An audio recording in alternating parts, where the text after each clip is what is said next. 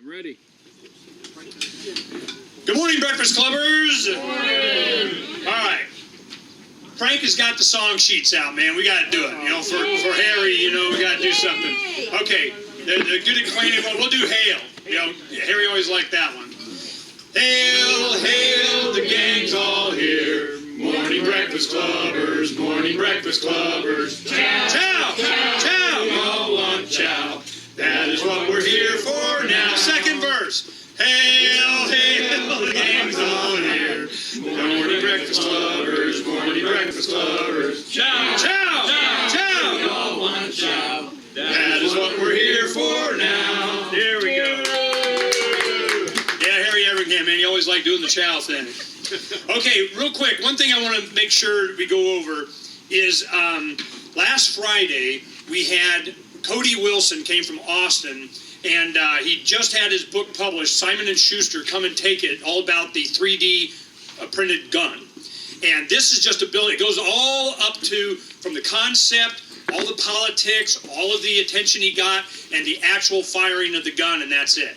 There's an entire more story after that, which I'm sure is in the sequel, okay?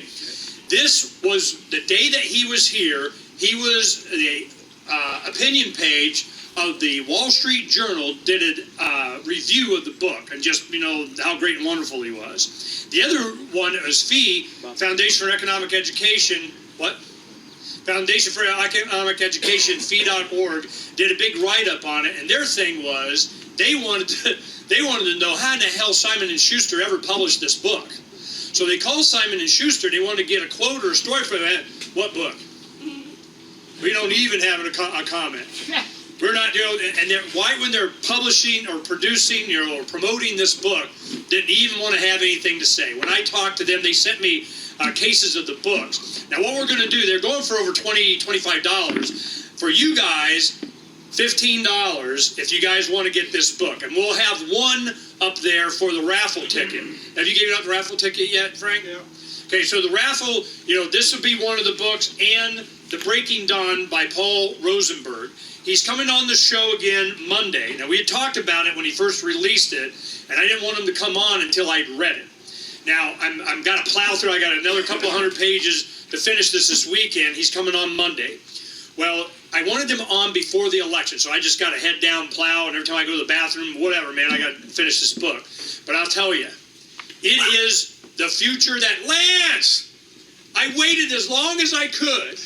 And we have, you know, the main thing in this is that he was the author of Lodgings for Wayfaring Men. Is that the title, Gary? Yeah, and he wrote that anonymously because it was very controversial at the time, and he's part of the crypto hippie, kind of the, you know, the WikiLeaks guys of the 80s and 90s. Well, they understood what was coming. So when he did that, he thought, yeah, that puts you on the list, and he didn't want to be on the list. When he spoke a few years ago at their Freedom Summit that we did, and it came out that he was that. Well, some guy like Gary, he ran home, got his book, and here, signed the book, man, didn't even have you on it. So this is like I would think would be part two. And it goes in the near future about his belief of how this society is going to crack and break and separate and people, and kind of the love prevails.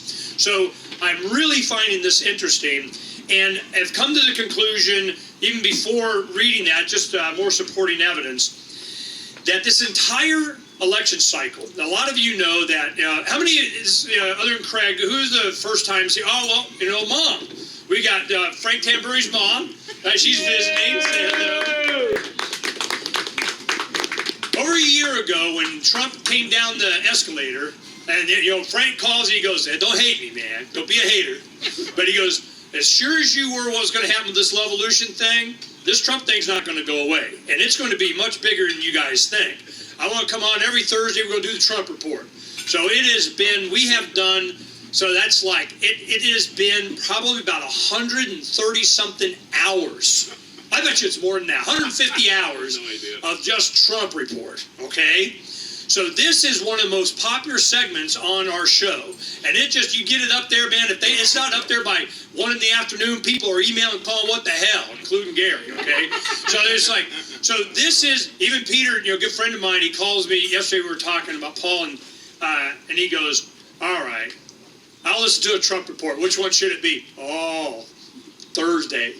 Oh, no, Friday. I go, Friday's one that we did for a couple hours. So it has been very accurate in Frank's depiction of what's happening. And from my perspective, I've been, other than saying it's going to be Jeb Hillary, but Jeb's not dead yet, so we'll see. But the thing is, I'm going, what's going to happen is there's going to be an awareness. That was what I was looking for. That people understand what's really going on. And when you have the WikiLeaks that are coming out, all the emails, how they converse amongst themselves, the deals that are made with foreign governments knowing they're getting screwed, now got evidence, how the election fraud, not voter fraud, the election computer at the source fundamental boom fraud. That we have been known for, since I ran for Secretary of State in 94 and again in 06 and county record. This has been my mantra. I'm going, look, man, you guys think that voting matters, and I know it does not. Well, it's all coming out now. And they got court cases that we got rulings from a PEMA Superior Court saying that they cannot destroy the optical scan of the election, which they've been doing. Even though they have each individual ballot, they optically scan it, they barcode the original and the optical version of it. So then you have optical scans of all the cast ballots they certify. And that's a whole other thing with early voting. That's going to be another issue you got to deal with. But that will allow people to audit the entire election from their couch, anybody that wants to do it. They filed with all of the counties here in Arizona with the recorders saying, look, here's the ruling, here's the law, you're in violation of a felony if you destroy this optical scan, which PEMA had been doing in the primary. So they got it all, we're set. And this is nationwide. So what's going to happen? Yes, Mike? I just wanted to add a post quick, to that. Too late. Real quick. I called the PEMA election official, not PEMA, Yavapai County. And time's up. On Friday, and I asked about being able to get access to the ballot images. Oh, we had an county attorney rule that's just an administrative record. We can destroy it, and we will. Oh. And you can't. Okay, now when did you do that call? Friday. Okay, they just had the ruling. I know. From the judge. I got it on videotape.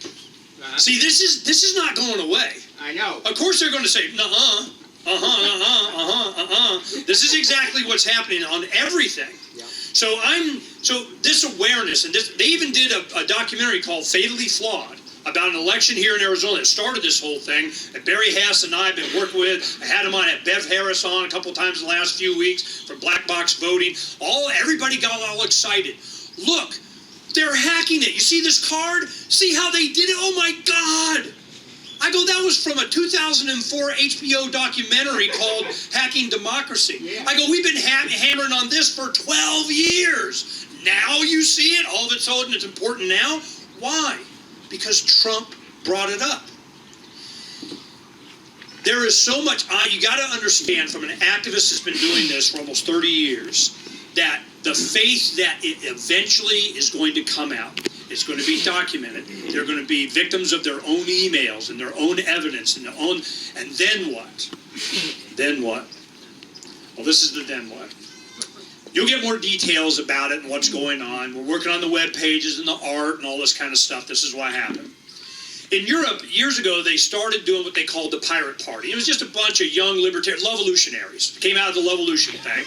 They were just like, man, this is so corrupt and this sucks. It started in Switzerland or Sweden or whatever.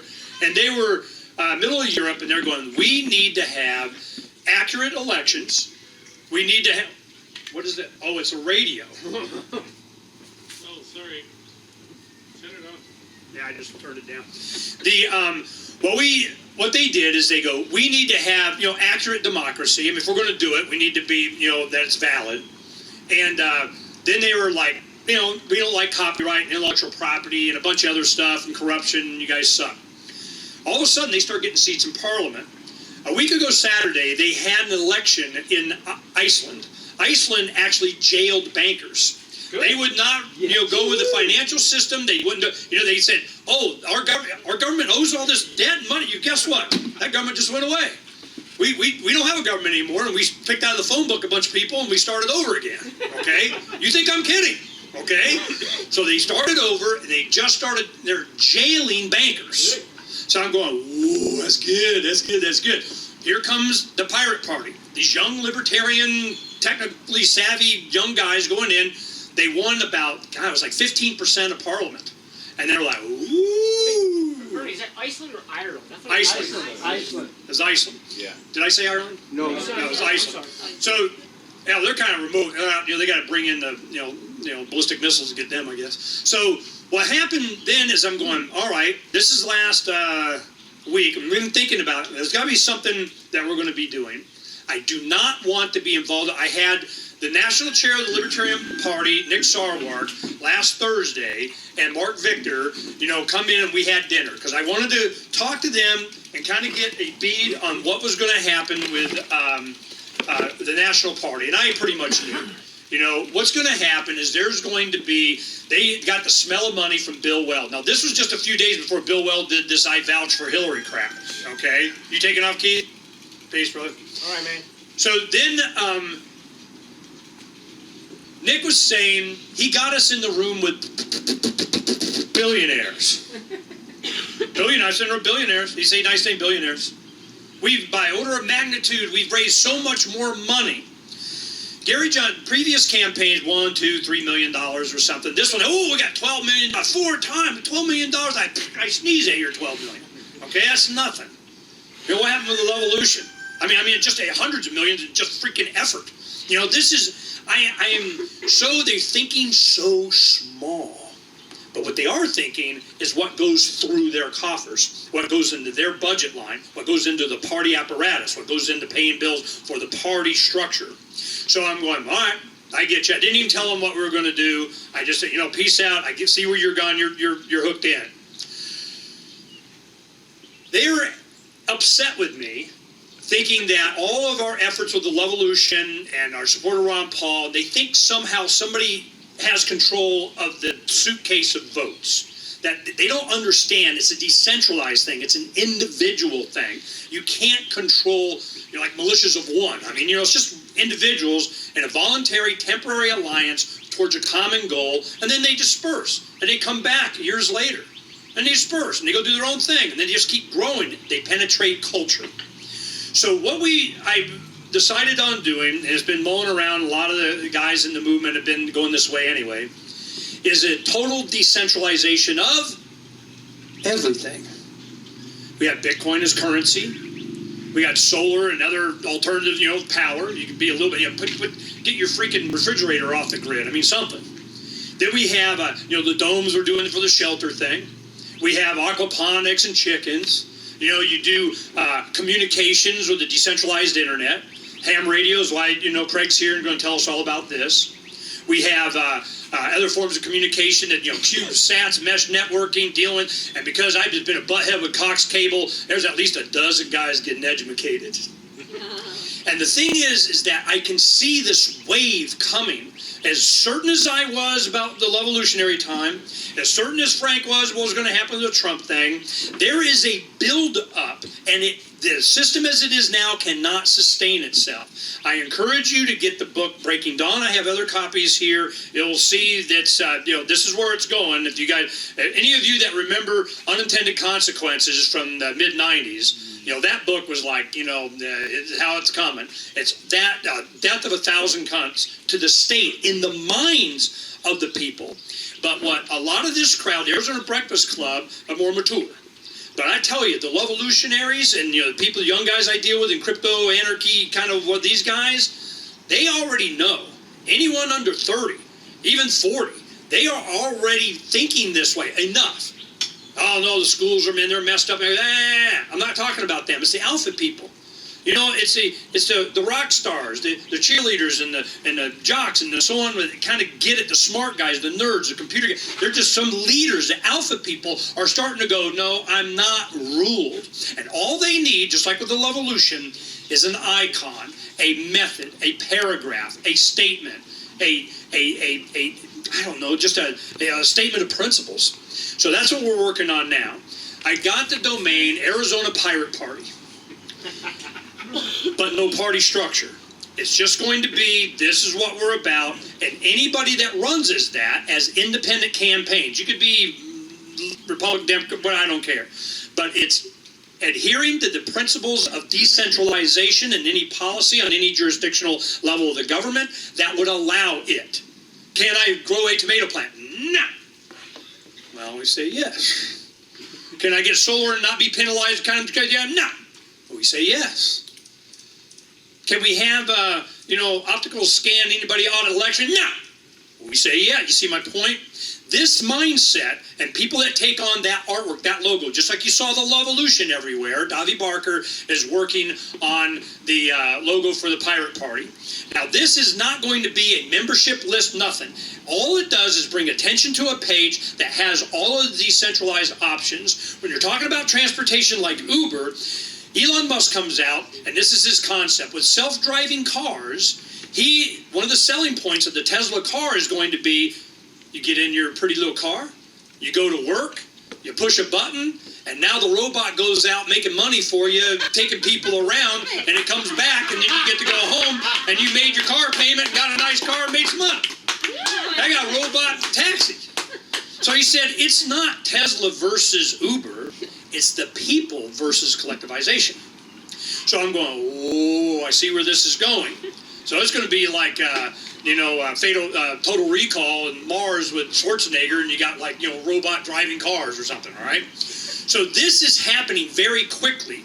Another one they released at last January, less than a year ago, at the Consumer Electronics Show, is a autonomous individual drone on your smartphone. You push, it lands in your driveway, and it takes you where you want to go, done. You guys, whatever, it's a Chinese thing. So I'm telling you, you guys have no idea how fast this is going. I can give you 15 gazillion, I give speeches around the world on just this, why I'm so optimistic. And I am here to tell you that there is low-hanging fruit on this, and it's a philosophy of decentralization. To get out of the system, not to change it, not to fix it, not to bend it to your will, to ignore it and have the technology to do it. Yeah. Part of that is communication. During this transition, they are going to be, because they, in the book Breaking Dawn, to try and get the abandons, the people that are out in the Southwest that are kind of left of whatever, the one thing that they knew they had to do was to give everybody high-speed free internet. So they can start to get you back on the grid. What do we have? Facebook has drones that'll be flying over the whole time, free internet to Facebook. Google blimps that'll be up, free internet through Google. What about through yourself and a cube satellite to bite me? So this is where it's going, I'm telling you, and we're going to demonstrate it. Because a lot of guys, nobody believed me when we did the Lovolution. That'll never, you just keep yapping. Here's the mic, be on record, say it again, say it louder, okay? I'm going to do it again. And it's going to be for the same reasons, in the same way, with the same motivations, from the same generation next.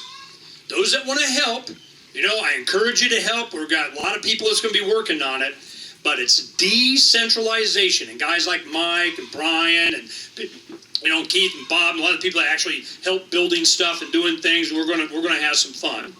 So that's why I wanted to have Craig come, and we needed, we've had before other guys come and talk about this. There is going to be a transition of communication that you're going to have to be able to communicate.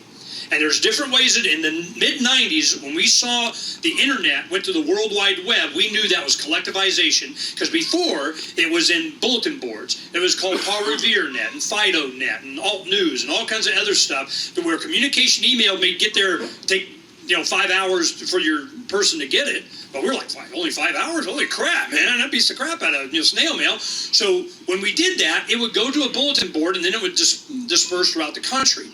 We're going, wow, this is cool, the information out, then World Wide Web. Then you had Internet Service Provider. We found it was DARPA, it was Department of Defense, did the web. Even Tor. You go on, Tor. Well, hell, that was developed by, naval intelligence. Gee, I wonder what's going to happen there, Silk Road happened, they start going after. It's just, You need to get off. And in the mid-90s, ham radio had the capability of sending digital packets of information, even encrypted information that could be displayed on a computer screen. So you can do like they're texting. Well, here what they come up with. End-to-end encryption. No one can know what you say on WhatsApp. And then it got bought by Facebook. No, trust us. No one knows what you say. But what do they know? Who you say it to. Hell, that's 90% of the whole thing anyway, is who are you communicating with? What did they say? Doesn't matter. We know who. We know the network. So this is, we have to get off of it. It has to be decentralized. Now, Craig's going to, espouse certainly the training that you need, and I say you need 1 extra hour, more. But do I have to get a federal government license? Federal government. See, that's where I push back. Now, you may want to and do it and get it and whatever, but I need to know the technology. The technology is, can I send ones and zeros through airwaves and decrypt that information? Now we're going to find out about, the feds, they don't like encryption. Why? Because, I don't know, Craig's going to tell us. So the technology is there, and this will be part of this effort. The ability to communicate when everything else is down, because when they took the internet and handed it off to the United Nations, it was so they didn't have the problems that they had in Turkey, Hong Kong, Saudi Arabia, Tunisia. I mean, all of these places where the Arab Spring started, all this stuff's going, we just did a Twitter flash mob. We did our Facebook thing. We got the information out this way and that way. And they kept trying to dial it in, turn it down, and, Iran won't allow and China won't let you, and they got their own state-sponsored kind of blah, blah, blah, blah, blah. What happens when you can totally bypass that? I saw it in Tiananmen Square. It was fax machines. Fax machines. That's how the information got. If it wasn't for fax machines, you wouldn't have known a damn thing. This is centralization of control under a United Nations. We're right out in front and our chest out and proud. We're going to control. And if we don't have communications like this to be able to bypass this and develop more and more technology to allow individuals, Wayne's World from grandma's basement, to be able to communicate and do our radio shows and so on, this is it. We just started. I hired a couple of guys. This is what they do in the community. It's a long story. But right now, I think it's time. I want to wait till after this election. We're going to start going for Terran radio syndication for the radio show. So, we have some affiliates that run through LRN and other affiliates, networks that we're on. But we're going to go on the Genesis, and we're just going to go boom. So I'm like, here it comes, because I think it's time. Craig, I got to Dennis Reed. Said, Craig's one of the guys, he's got a retail outlet here in Mesa, right, Craig? Now he's going to, now we have a place that we can go and start to get some of this. I showed him my radios. Yeah, it kind of works, but you need an antenna that's $20, it does whatever. And I would, for $15 more, you can get another one that does and kicks ass. I go, I need to know about the kick-ass radios. I need to know about the training. I need to know about the requirements. I need to know about the infrastructure. I need to know about the repeaters, who owns them, how you get to use them. We need to have this stuff now, because I'm telling you, this is coming. And after Tuesday, I guarantee you Wednesday morning the government won, whatever it is, okay? Now it's going to be different in that the people have started to wake up and woken up, and it's all of a sudden okay to talk about all these problems that the structured and controlled media has been keeping from you because they're part of it. This is what starts to take you out of it. I do not want to try and change them. Facebook groups are just an echo chamber, the same people going back and forth. See, everybody knows. No, your 30,000 people know. They are keeping it corralled. You are not getting out of that. You think everybody knows. I can see it happen. So, Craig, please come up.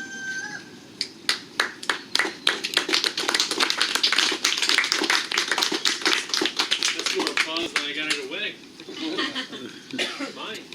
Okay, now Craig, go ahead and take it. It's Carnahan. I apologize. What's your last name? Carnahan. Carnahan. Craig Carnahan is going to, maybe a different philosophy, but he has the knowledge that we need. And I encourage us to have this discussion because I need to be convinced the benefit of getting a federal government permission slip to transmit ones and zeros and how I'm going to do it and what that obligates me to. Now, I'm definitely for the training. I'm all about, we're the ones that, in 94, we did the concealed carry initiative that started this whole thing under SAFE, Second Amendment is for everyone. We just kicked ass. But I refused to get the permit, and I just kept hammering, and now we have unrestricted concealed carry. Are we better off? I think so. But the thing is that, does that mean you shouldn't get the training? I'd prefer you get the training. Well, about the training. Craig. Thank you, Craig.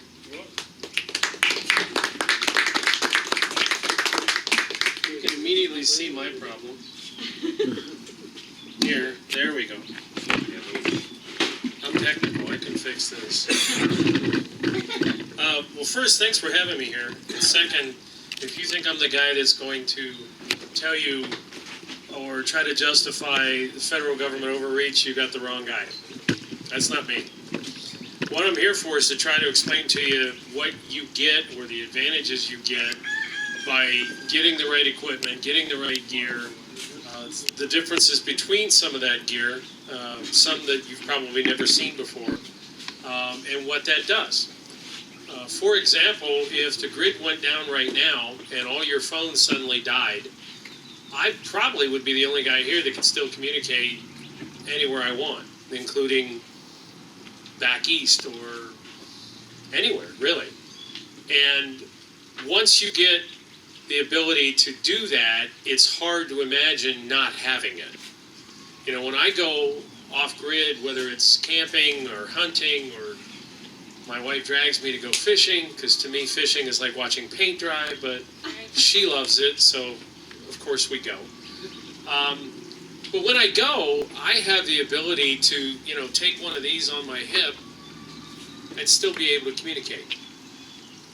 Now, yes, you can use radios like this in a, what we call simplex in the radio world, where this little antenna talks to another little antenna, and everybody always asks me 1,000 times a show, whether it's a gun show or a prepper show or an outdoor event or whatever, how far can I talk? That's the number one question.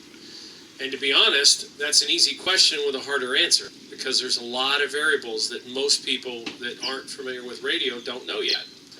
So I tend to answer that question with a question. And I'll always ask them with or without your license. And I know that really gets Ernie started fast. But here's a few things you might want to know. Number one, of the 22,000 repeaters plus in the United States of America, not a single one of those amateur radio repeaters is owned by the government. Right. Not a single one of them is controlled by the government. Now, they may run the electric power up the hill. That's true. And could they get APS to turn it off? I suppose that's true. But in Arizona, where we have around 400 repeaters currently, and they're adding more just about every other week, I know because I'm constantly changing my programming for the software that programs these things. Can you explain a repeater, how Sure. big they are, how much power they take, what they need? I mean, what they look at on top of somebody's house, a mountain? Repeaters can be as small as one of these. This actually is a radio that does what is called a crossband repeat function. It's one of 3 in the world that by brand do this. That makes it very, very convenient. And for those of you that don't know what a repeater does, is it repeats everything it hears. If it's on the right frequency, it repeats it. And it does it virtually instantaneously. So once when I was out camping with some friends, we were down at the bottom of the canyon, as in the Grand Canyon. We're by Phantom Ranch. It's late at night. We're sitting around the campfire. And I suddenly had one of those epiphany moments where you say, oh crap, I forgot to call my wife. And at that point, everybody's laughing, going, you idiot, don't you see these tall walls? Yes. Do you see any cell towers? No. Do you see even an electric line? No. Well, it's dark out, so Skip's not running, so what do you plan on doing to call Danette? And I said, well, it's not really that difficult. So I took out my little backpack and I started putting the battery on and the antenna on and so on. And a few seconds later, I called her, and just like right now, the radio is on, but you don't hear that nasty little like you normally do from CB radio all day, which drives most ladies crazy. I accessed from down there at the bottom of the canyon my mobile radio that was parked up near the rim of the canyon. That then did that crossband repeat function and put my signal, my audio, down to Mingus Mountain in Cottonwood. That then repeated it all the way into the East Valley. So when I called her, and what seemed like hours, but was actually probably 3 or 4 seconds before she got up off the couch and walked over and grabbed the microphone. It seemed like an eternity because I'd already bet some guys down there that I could do this and talk to her, and they all thought, well, that's worth at least a dinner bet. Okay, we'll take that. So for a few seconds, I kept thinking, oh man, I'm going to have to buy these guys dinner. And I know them. I mean, they'll try ordering lobster. I know them. And a few seconds later, when she actually answered and we were having a conversation, they realized that, well, there's no secret little tiny tape recorder inside. He really is talking to her, so I guess we owe him dinner. But I also got like 8 or 9 new hams that night because I think they realized that, wow, if he can talk from the bottom of a canyon all the way to Gilbert, Arizona, he's carrying, and it's not a satellite phone, although we do those. We gotta figure out a way to get into this. And one of the advantages of when you do get your license, it's kind of like learning to drive. People have a certain tendency to always drive, in the U.S. at least, on the right side of the road. You tend to drive forward and not trying to drive reverse down the freeway, which would kind of cause a little chaos. So there are some advantages, but the biggest advantage you get is the fact that with that extra knowledge that you've now learned in order to get that license, you have access to all of those repeaters. There's no charge for that. Now, to be fair, those repeaters cost quite a bit of money to install. A normal repeater scenario would be in a rack about as big as this stand. And it'll have, a transmitter and a receiver, and it's got cables going up to a tower outside the building. And the building itself is usually made out of metal, and it's shielded because hams are real cognizant about things like EMPs and things of that nature. Getting power up the mountaintop sometimes is a challenge, and that costs money. Getting a phone line into that building so that I can use my touchtone pad on the front of the radio and now make phone calls over the air, that costs money. So most clubs, whether it's the ARA, which is the Arizona Repeater Association, or any one of a dozen others here in the state, might suggest to you, if they hear you on their repeater 5 or 6 times a week, hey, you know what, it'd be really nice if you could help us out and join. It's a whopping $20 to $25 a year. And it helps pay for, the concrete and the tower and the antennas and so on. Do I have to have a government license to give money? No, you don't have to have a government license to give them money. They would prefer you to do it in U.S. currency, but I suppose they could work out a Bitcoin kind of deal for you. Hams are, by the way, kind of like the original preppers. I can sit here and look at these lights that he's got strung up, and I can make an antenna out of those lights. So for me, there's all kinds of ways that I can communicate. And I've helped people all over come up with ways, if you happen to unfortunately live in a socialist community, otherwise known as an HOA, which I would never do, but I know people that have done it. There are ways that you can hide antennas. There are ways you can make things that don't look like an antenna work like an antenna. Yeah, big tree. Well, in addition to that big tree, there's a lot of things I can hide in that big tree. For example, not that Donna would ever use a clothesline, but if I wired up a clothesline between the tree and, say, here, what I have inside that rope is a wire. Nobody else knows that. Now suddenly I have an antenna in full view, in full open view, and nobody knows what it is. And I can take a little radio. By the way, in ham radio, we have this tendency to assume that everybody understands that. All right, I'll do it this way. Anybody in here a golfer? Excellent. For those of you that don't know, golf is now limited for the last, 100 years or so. You're only allowed to have 14 clubs in the bag, legally. and play and win money and things like that. And they did that primarily because of the fact that the little kids that were carting around the clubs, you know, watching a 12-year-old trying to carry 100 pounds of clubs was never fun. So they basically came up with a rule that said, okay, we'll let you pick whatever 14 clubs you want, and you can have up to 14 in the bag. And if you want 14 putters, that's fine. It's going to be hard for you to, you know, drive the ball 400 yards with a putter, but if that's what you want, that's fine.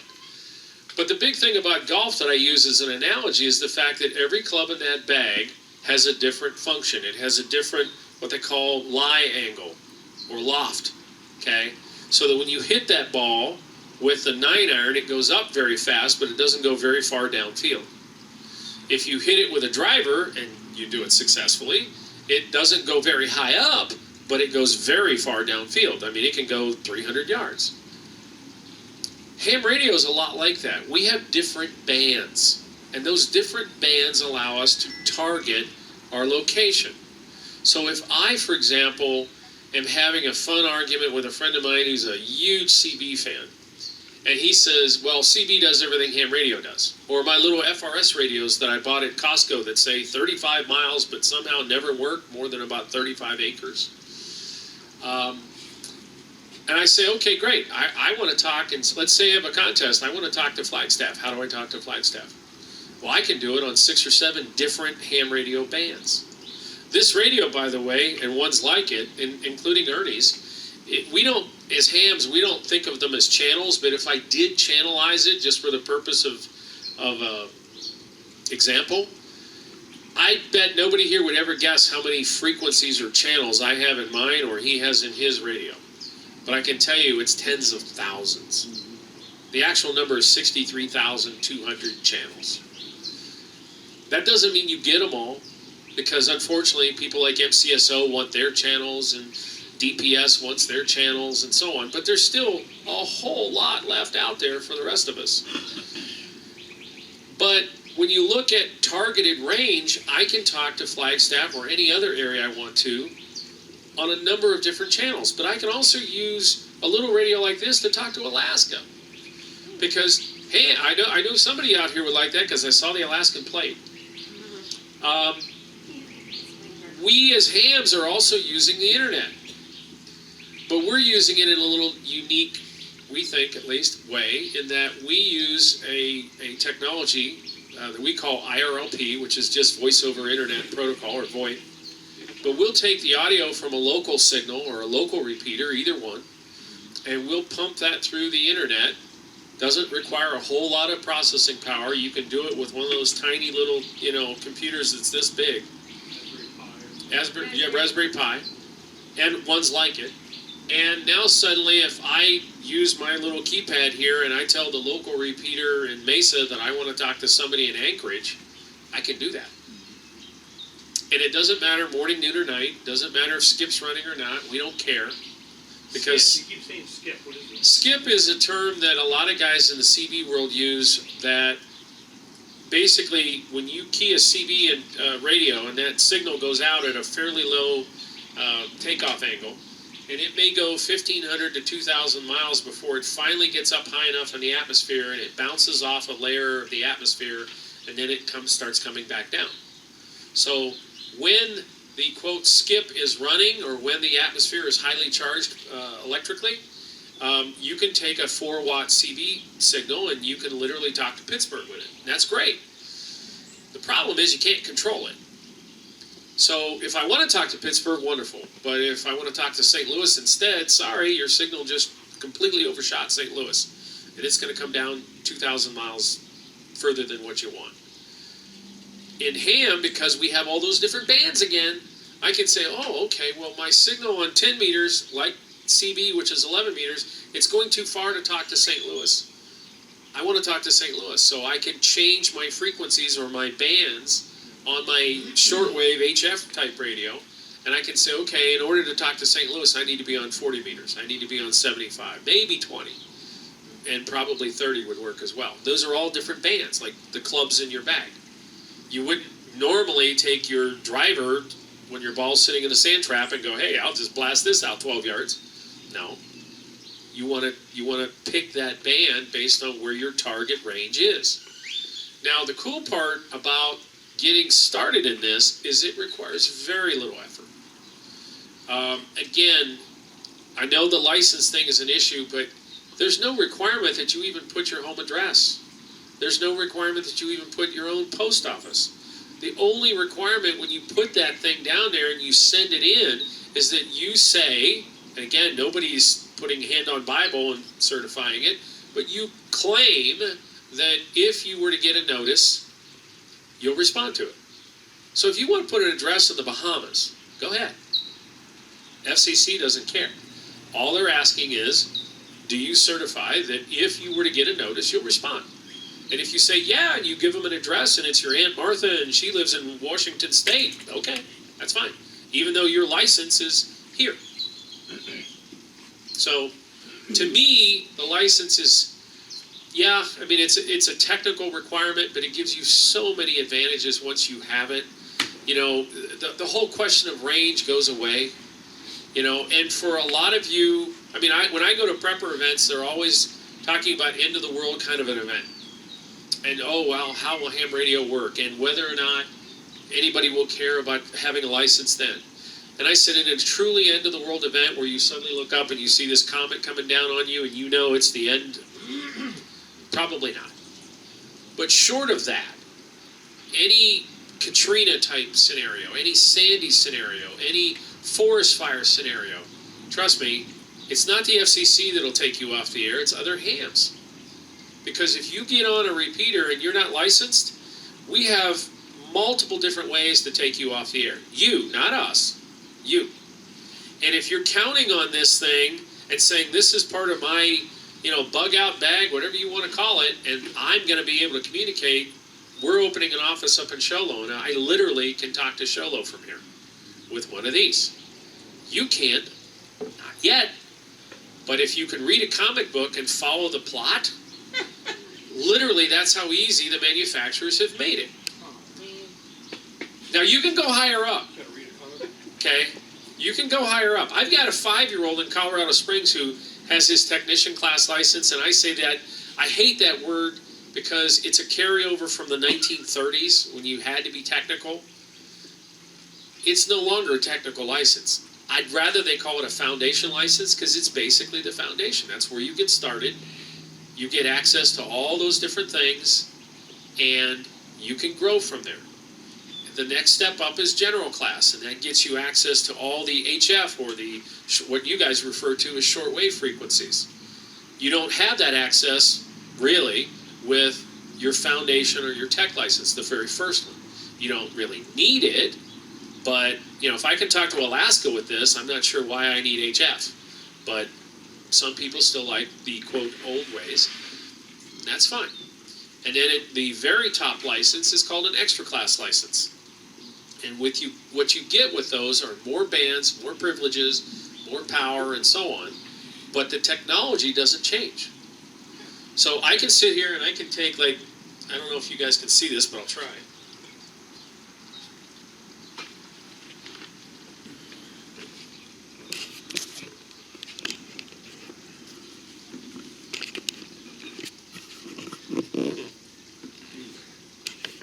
That's part of my bug out bag.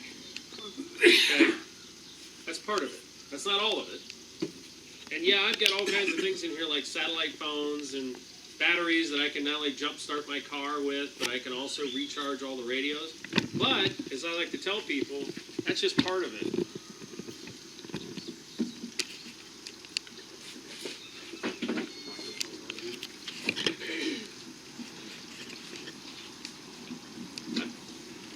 I've got a basement. In the basement, I have one of those HF radios. These are one of the ones I talked about a minute ago where you can now bounce signals off the ionosphere.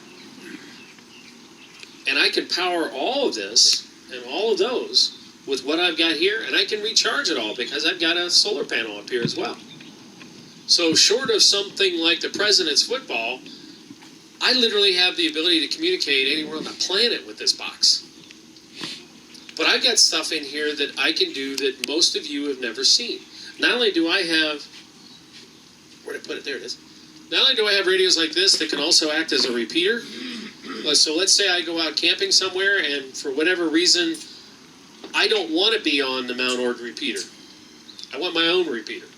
I can make this my own repeater. And the cool part is I can sit there and say, okay, you know what? He's coming up. We're going to go camping together this weekend, and he doesn't have one of these. And let's pretend he doesn't even have his little bow phone.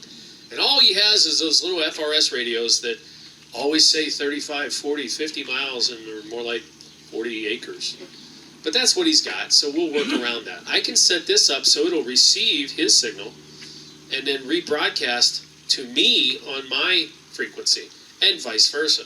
So I have, based on that case, I have 2 radios that are 10 watts, but I also have 2 repeaters that are now 10 watts. But I can do something else. I take a little radio like this, which will probably get him excited, and I can scramble my audio. You might call it encryption. We don't. We call it audio inversion, but same idea. Go ahead and stand on the other side. Oh, sure. You might be getting the post there. And I'm such a tall guy, too.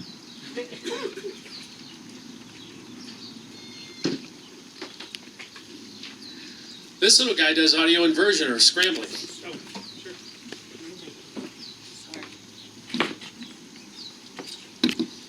Which means, I tell people all the time, I can't stop somebody from hearing you.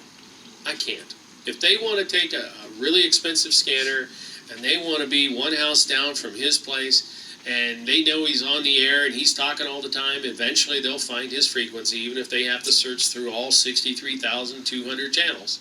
They'll find it eventually. And he can do some things that makes it harder.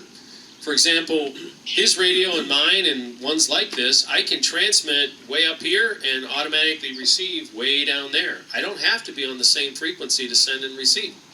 I can do that. And I can do that with any of these type radios. But what this one does that's unique is it also has an 8-channel scrambler. So, theoretically, if I wanted to, I could pick a frequency that's perfectly legal to use the scrambler on and transmit and receive and have that scrambler turned on. And we can demo that later if you want to hear it, because it's going to sound like Chinese sideband. It's like, and you're like, what the heck is that? Because it sounds like you're off frequency. You're not. But unless somebody has a radio just like this, and think of this as like a multiple combination lock. First, they'd have to discover which one of the 63,200 channels you're on. Then they'd have to try to figure out if you're transmitting and receiving on that same channel, or are you transmitting and receiving on one of the other 63,200 channels? And then if they figure that out, and they're in range to hear both of you, what happens if you have Scramble Channel 2 on and she has Scramble Channel 5 on, and you guys have it set so you understand each other, but I don't have an idea in the world what the heck it is you're doing? The closest thing to this radio in a normal, if you walked into a normal consumer type or radio shop, would be a $650 Icon. We sell this radio for $60. Now, is that the kind of radio scrambling back and forth that like SWAT teams use when they're going into places? And They can, but it just depends on how much of our tax money they're using. I mean, if they want to, I mean, seriously, I mean, we also sell $7,000 single handheld Motorola radios that are encrypted. And it's your tax money they're spending. So part of me is angry because I'm like, guys, you don't, I mean, you know, for the MPs on a base, maybe, but for the cafeteria workers and you're buying $7,000 a piece, you know, encrypted radios for the cafeteria workers. You know, as a taxpayer, yes, I'm angry. As the owner of the business, where I go, well, if they're going to do it, I'm glad they're buying them from me. Okay, I get it. But this is basically what I would refer to as the poor man's encryption. It's not going to stop somebody, again, who has the technology from eventually figuring it out where it's at. Yes, sir. I think there's something called bands, depending on your license. How many bands on something like that one? Well, technically this is both VHF and UHF, but it depends on, and that would be two, but it also depends on how you define bands. Oh.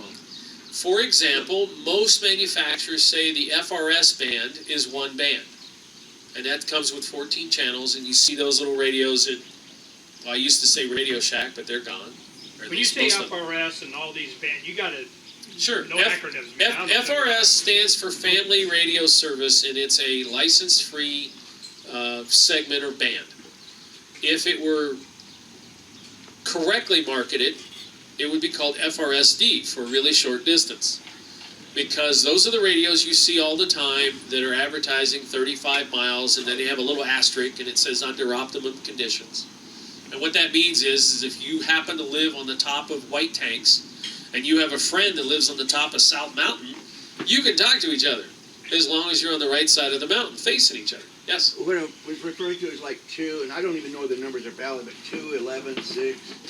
Yeah, what you're referring to, yeah, I mean, this radio, I guess, if you wanted to put it in that analogy, would be both the 2 meter and the 70 centimeter 440 ham bands. So that's 3?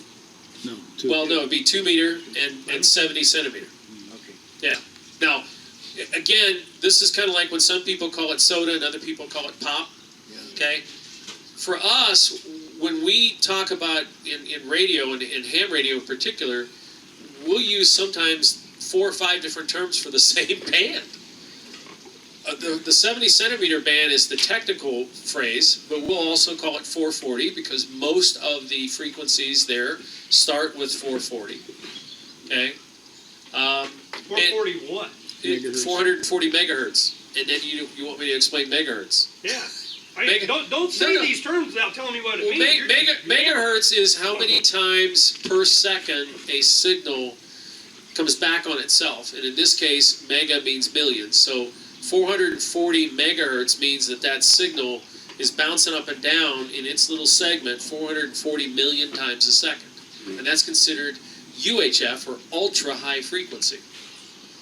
UHF and VHF, or very high frequency, are 2 bands that go right through the atmosphere. So when we want to talk to the International Space Station and we want to work the amateur satellites that are already in space now and more coming later, we'll use the 2 meter VHF or the 440 70 centimeter UHF bands because it goes right through the atmospheric layers. We don't care. So we pick it on purpose. There's a lot of really cool things coming in amateur radio in the next couple of years. As I said, we already have satellites up there, but none of them yet are geosynchronous.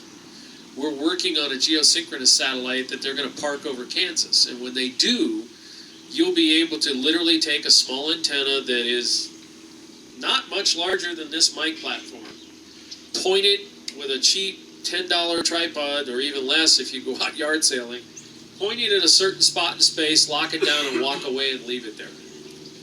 Then you'll be able to use a little radio like this and communicate with a repeater 22,000 miles in the sky, 24 hours a day. And again, I'm sure the folks at AMSAT, which is the amateur satellite side of the hobby, will probably say, you know what, if you're going to use our system a lot, would you please donate that $25 a year to help pay for it, because we didn't get a free ticket ride from NASA. You know, it cost a lot of money to put that stuff up there, and even the higher up you go, the more money it costs, frankly. Yes, sir. So is that one what you were referring to as a technician license? Let's save the questions for the end. Well, it's fine. All the stuff we've talked about to date has all been the entry-level technician class license. So you get that, and your ticket gets punched. I mean, you literally have the ability to communicate anywhere. But one of the things I want you to also understand is, in addition to all the great ideas that he's been talking about this morning, there's so many more things you can do with this that just come in so handy. And I don't mean this to sound sexist, but particularly for you ladies. I told my wife a long, long time ago, I said, honey, you know, we're in communications. I'll buy you any cell phone service plan you want. Not a problem. And there will be places all over Arizona that it will not work. And we have Verizon, and they're better than most. And Most of the time when we go up to Show, I don't lose the signal too often anymore, but I still lose it occasionally. But I don't care, because not only does she have her license and she can use these, and I have mine, and we have mobile radios in the car, they're even more powerful and all that fun stuff, but I carry the sat phone as well, because that used to be something that only somebody from the Department of Defense could afford, because they used to be, $1,800 for the phone, $50 a month just to have your phone active with a 2-year contract, which had 0 minutes, and $8 a minute to talk on it, and worse, $8 a minute if you called to say, hey, where are you? Your home phone would get billed. That's not the case today. There's a company that we represent out of Louisiana that says, you know what? We'll give you the phone for free. You pay for the service, it's $65 a month, which works out to $2.17 a day. We'll give you the phone. And now, for those of you that don't want to study, but you still want that long-range distance, might be a viable option. How much a minute is that? Well, you get 100 minutes a month as part of that, so that's like 65 cents a minute. And if you go over the 100 minutes, it's 99 cents. But if you decide, you know what, I don't want to count minutes, can I get an unlimited plan? Yes, you can. It's $5 a day. And at $5 a day, we don't care how long you talk. Anywhere in the world. Anywhere in the world. In fact, we made up this because we were getting a lot of requests for it. This is what we call Baby Bear, because we have different size cases. But in this case is a real live working satellite phone. I don't know, it weighs a few ounces, not a whole lot. And if I turn it on, it'll take about 15 or 20 seconds for it to figure out which satellite's closest. There's 36 of them up there that it locks into. And we had a customer, we went up to a prepper show in April of last year in Sandy, Utah. It's called PrepperCon. It's huge. I mean, like 18,000 people waiting to get in. It was ridiculous. And they asked me when I first showed up, they said, how many radios did you bring? I said, about 125. They said, it won't be enough. I went, right. I mean, how many shows have I ever done where I've really sold out? Not many.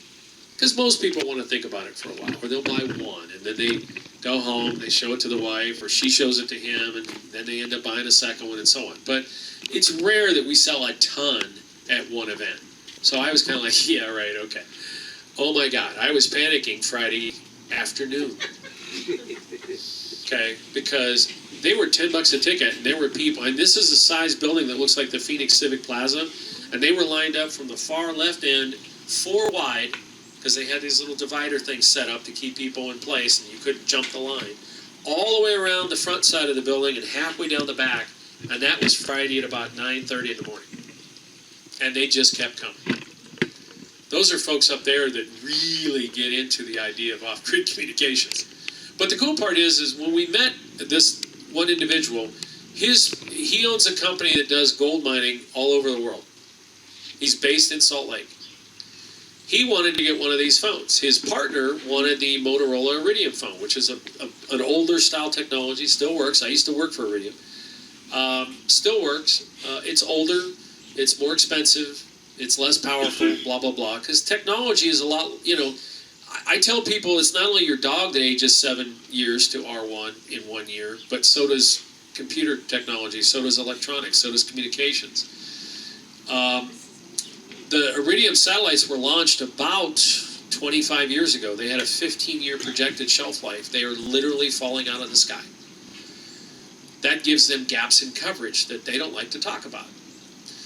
Globalstar is basically a 4-year-old company. They were reborn in their 2nd generation because they got a whole bunch of money from a little outfit called Qualcomm that used to dominate the cell phone business but got buried by Apple and Samsung when they decided to give stuff away. But the cool part is these guys were arguing back and forth at our booth, and they finally decided, well, we'll think about it for a while. We said, okay.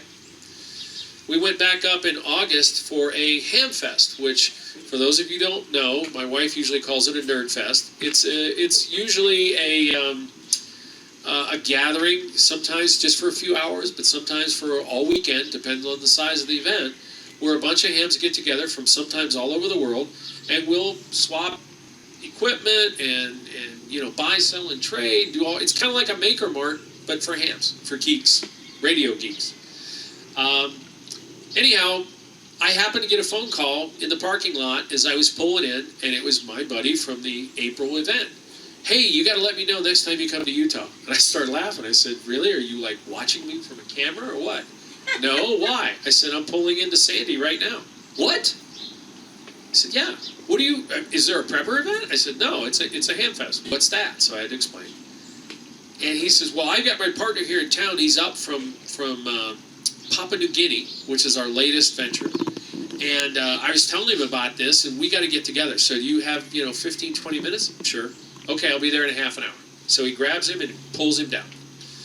Well, when he gets there, this guy is, pro iridium. That's all he's ever heard of in his life, blah, blah, blah. So we finally decided to break this tie, and I said, look, guys, if you're mining gold, it tells me that you probably don't have a financial issue with $65 a month. Or you wouldn't be mining gold clear on the other side of the country and or the world. For those of you that don't know, Papua New Guinea is about an hour and a half flight north of Australia. So it's ways down there.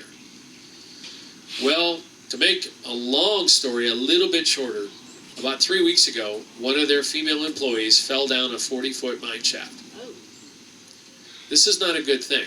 It's not a good thing ever, but it's especially not a good thing when you're 2.5 days of strenuous hike through a jungle to get back to a place that has electric power.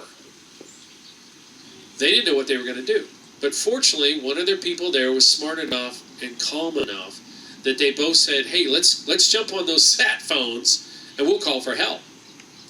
So they fired up the Motorola Iridium and it kept searching for a satellite. They fired up ours and it found it.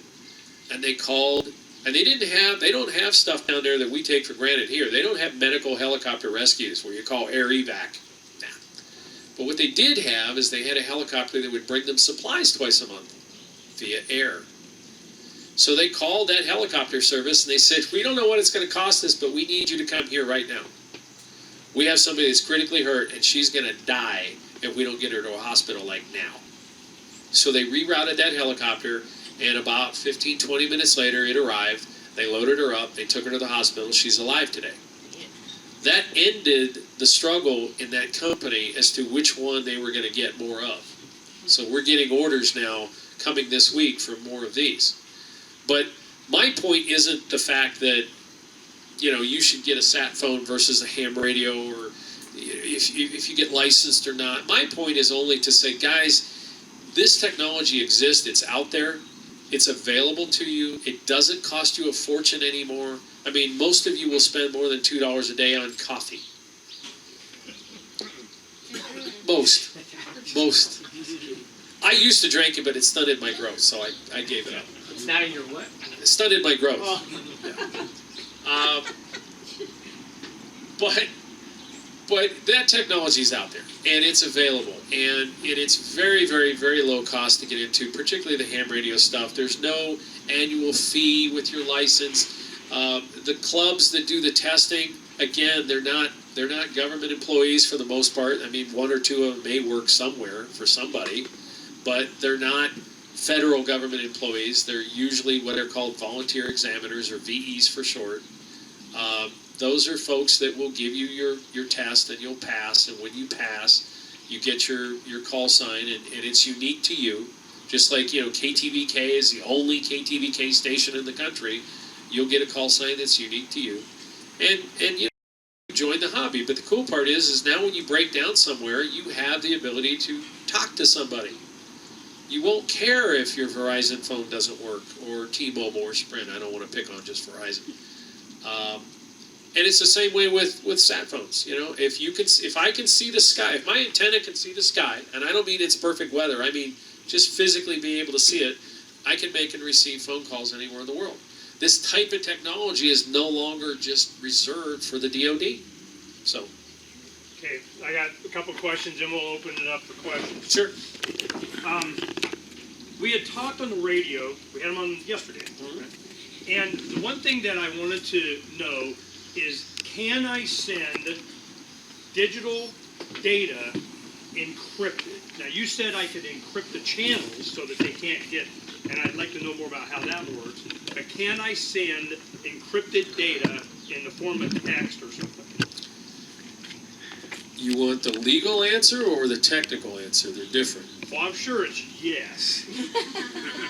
But I want to know what, how the man sees this, How the FCC would see this is not very favorably. And I'm wondering why. Because it takes them a lot more effort to crack that, to ensure that whatever it is you're sending is not what they consider a threat to national security. I'm not saying it's right or wrong, I'm just saying that's what they consider. Everything I say is a threat to their national security. All right. I'm just saying, can you send text? Yes. Are there lots of different ways to do that? Yes. Are there lots of different modes to do that? Yes. We have technology that we refer to as Whisper, which is WSPR, and I forget what the actual acronym stands for, so I'll have to take a buy on that. But it's pronounced Whisper, and what Whisper does is you've heard a lot of guys, especially the old guys in ham radio, tell you that ham radio gets through when nothing else does, and that's generally true. They'll also tell you that CW or Morse code gets through when voice doesn't. That's generally true. And then they'll make the statement, because they don't know better, that CW is the best way to do that. That's no longer true. It used to be. Okay. CW, CSCQ, you lost me. Because I remember... CW is Morse code. Okay. Old da-da-da-da-da-da-da. By the way, Morse code is no longer required and hasn't been for 8 or 9 years. No. Correct. Well, that sucks. Do you get an extra badge if you know it? Yeah, you can have all kinds of fun with it, and frankly, it's like another language. If you can, and I'm going to use this term because a friend of mine that's really good at it does, if you can speak CW, you can have literally a conversation with people all over the world that don't speak your language, like English. And I've always wondered why they can't speak English, but every time I turn on a Star Trek episode, people that are 12 galaxies away speak English. But anyway, my point is that there's a lot of different modes available. So not only do we have different bands, but we have different ways of communicating. We don't just do AM and FM. Okay, explain CQ. It's like on the movie Contact. The little girl's going, CQ, blah, blah, blah, blah.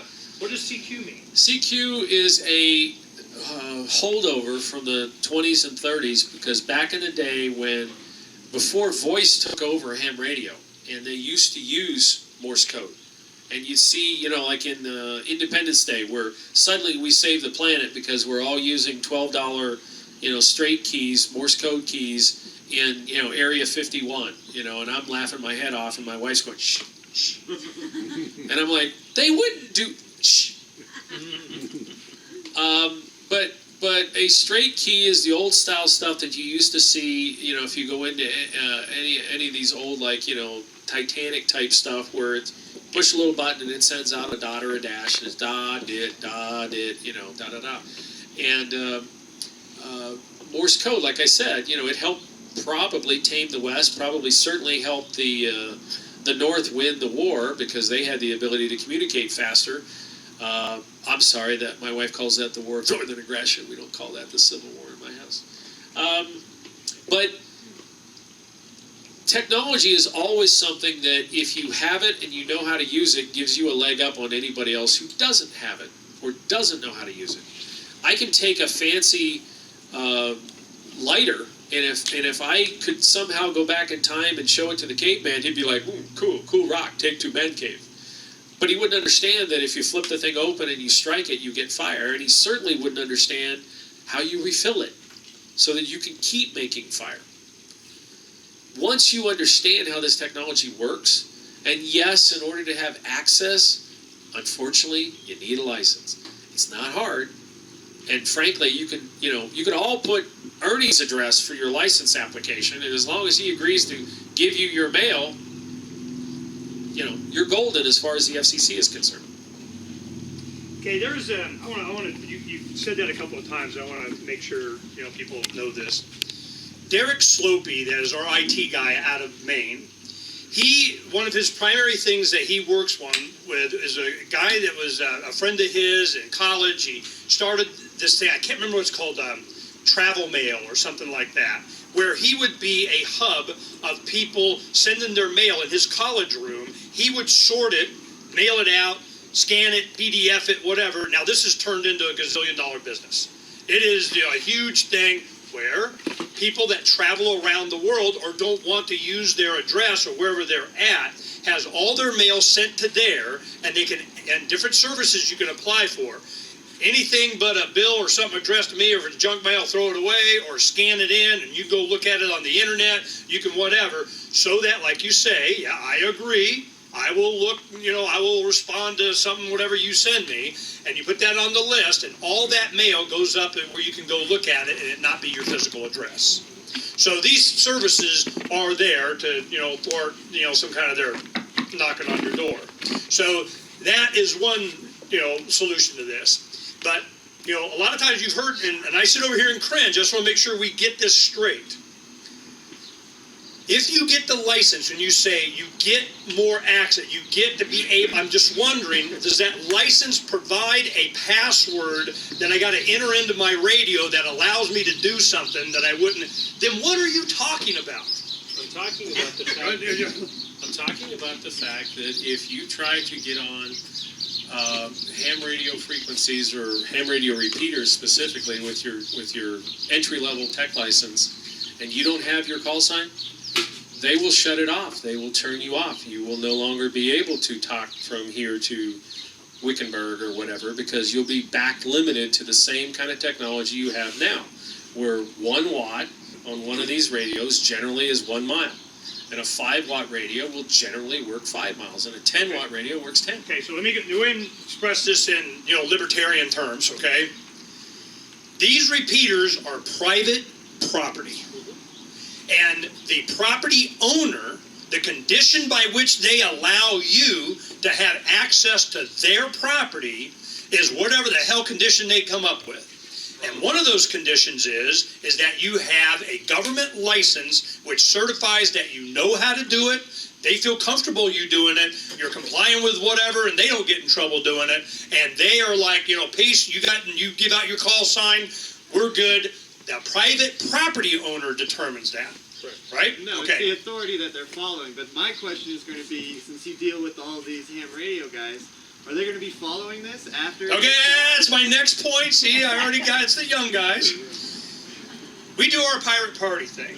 We go, you know what, we're going to have our own radio private club of, you know what, we got the kick-asses, we just did repeater on top of, you don't know where it is in the tree of Bite Me, okay? And anybody can do and kind of whatever. What legal restrictions are we under for that private property? We have repeater that we allow anybody to use. We get drone shot. What happens?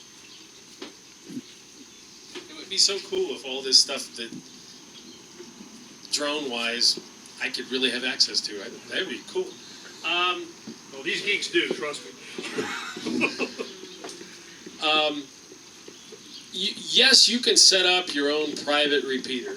The problem you have is what frequency are you going to put that on?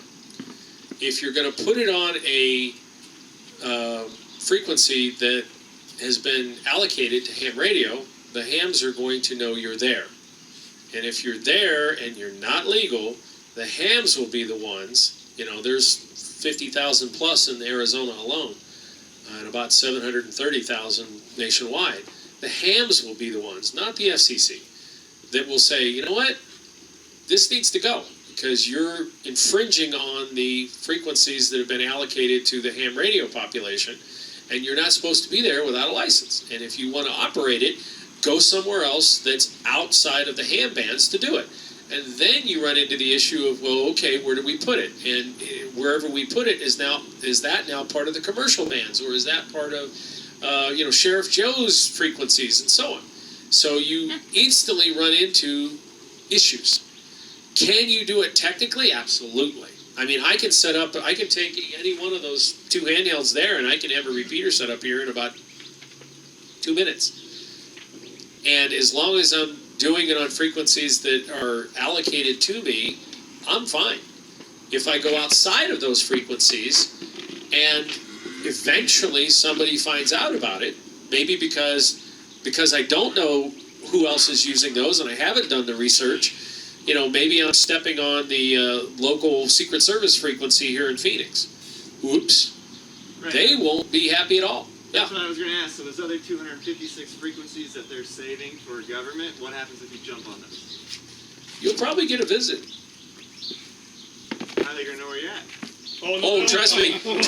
We have guys in the ham radio hobby that do what are called fox hunts. And for as many of you guys that are cool with computers, we have guys that not only are cool with computers but cool with frequency triangulation. And they'll have stuff in their cars that is just ridiculously technical, where they'll have 6 or 8 little antennas. And as they drive around and they got their Google map up and everything else, they know exactly where that frequency is coming from. And are we talking about 5 miles away or 50 miles away or whatever? We've had guys that have tried to get on and jam, different repeaters. And they usually will get away with it for a relatively short time. And then somebody will knock on their door and suddenly the jamming stops.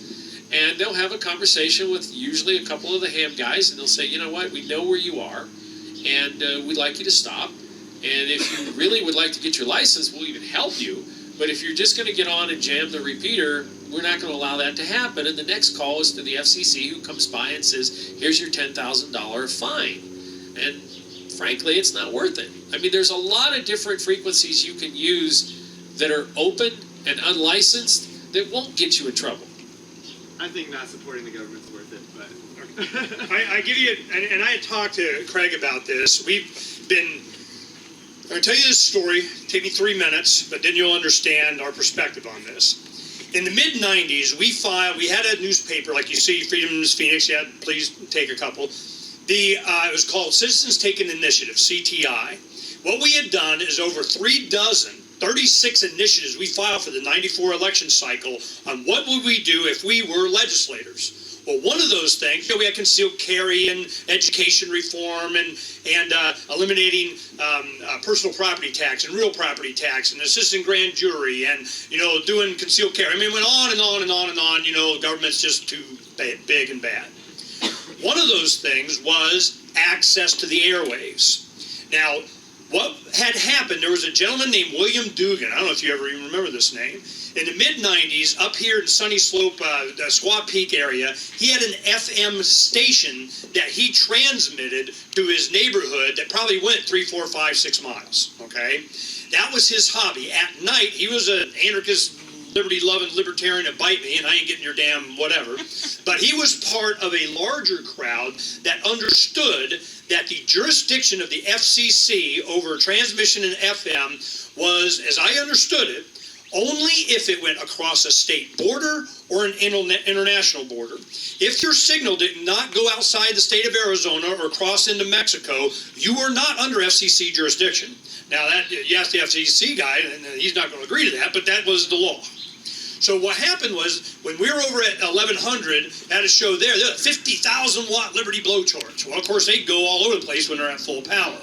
Now, the thing is the FCC, probably nobody cared, and FCC, nobody cares until somebody calls. And you have the ham radio guys, I guarantee they got the speed dial on somebody going to call, all right? There's one of them, somebody, is going to do that, so expect that. Now, what he had probably $20,000, $30,000 worth of equipment, a big antenna in his backyard, in a cinder block freestanding building. So to get in there, they'd have to, have a warrant, they'd claim jurisdiction or whatever.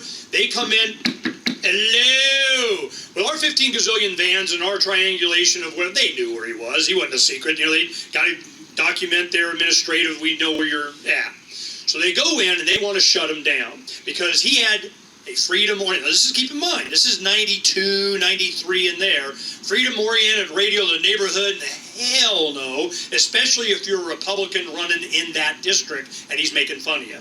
They went through it with the Grapevine newspaper. They go through it for, whatever stuff that we've done over the time. I mean, if they can, those won't leave you alone, they will control the flow of information. Now, the thing is that he was, what they didn't realize is he was part of a much larger national effort. There were 8 stations in the Bay Area around San Francisco and Oakland that were doing this broadcast, and they call it micro stations or pirate radio or whatever you're talking. They eventually came up with the idea, okay, if you'll go under, was it 3 watts or 5 watts or something, it won't go further than, so okay, we'll let you do that. But in Detroit, in the projects on top of the buildings, when the hood is kind of, you know, what's up, and we're bebopping, hip-hop, dropping whatever we want over our FM, and if you want to try and make it up through the projects and get to the top roof and tell us about it, well, you just come on ahead. We would just leave them alone, okay? So Detroit and the projects, Harlem, all these old micro radio stations, they just said, never mind. They had to go through the, you know, gunfire or something. So they just left them alone. Eventually, it worked into a negotiation and a compromise. Yes, you could have pirate radio if under certain conditions. Which one was distance or power? And you had to have a filter and make sure you didn't go over on another signal. That's where all this education comes in, that you're not violating someone else's use of this government-granted public use can do thing. Also, they are private repeaters. I want to emphasize that. If I spend the money on this and I got it, well, then it's like when they opened up UHF, when you had channel 15 and 45 and they all went digital on your TV, and you got to have digital little receiver of the digital to do that, you know, that opened up a whole bunch of other communication. It's big, giant bandwidth of, man, we can talk, they got, like you say, 60-something thousand channels.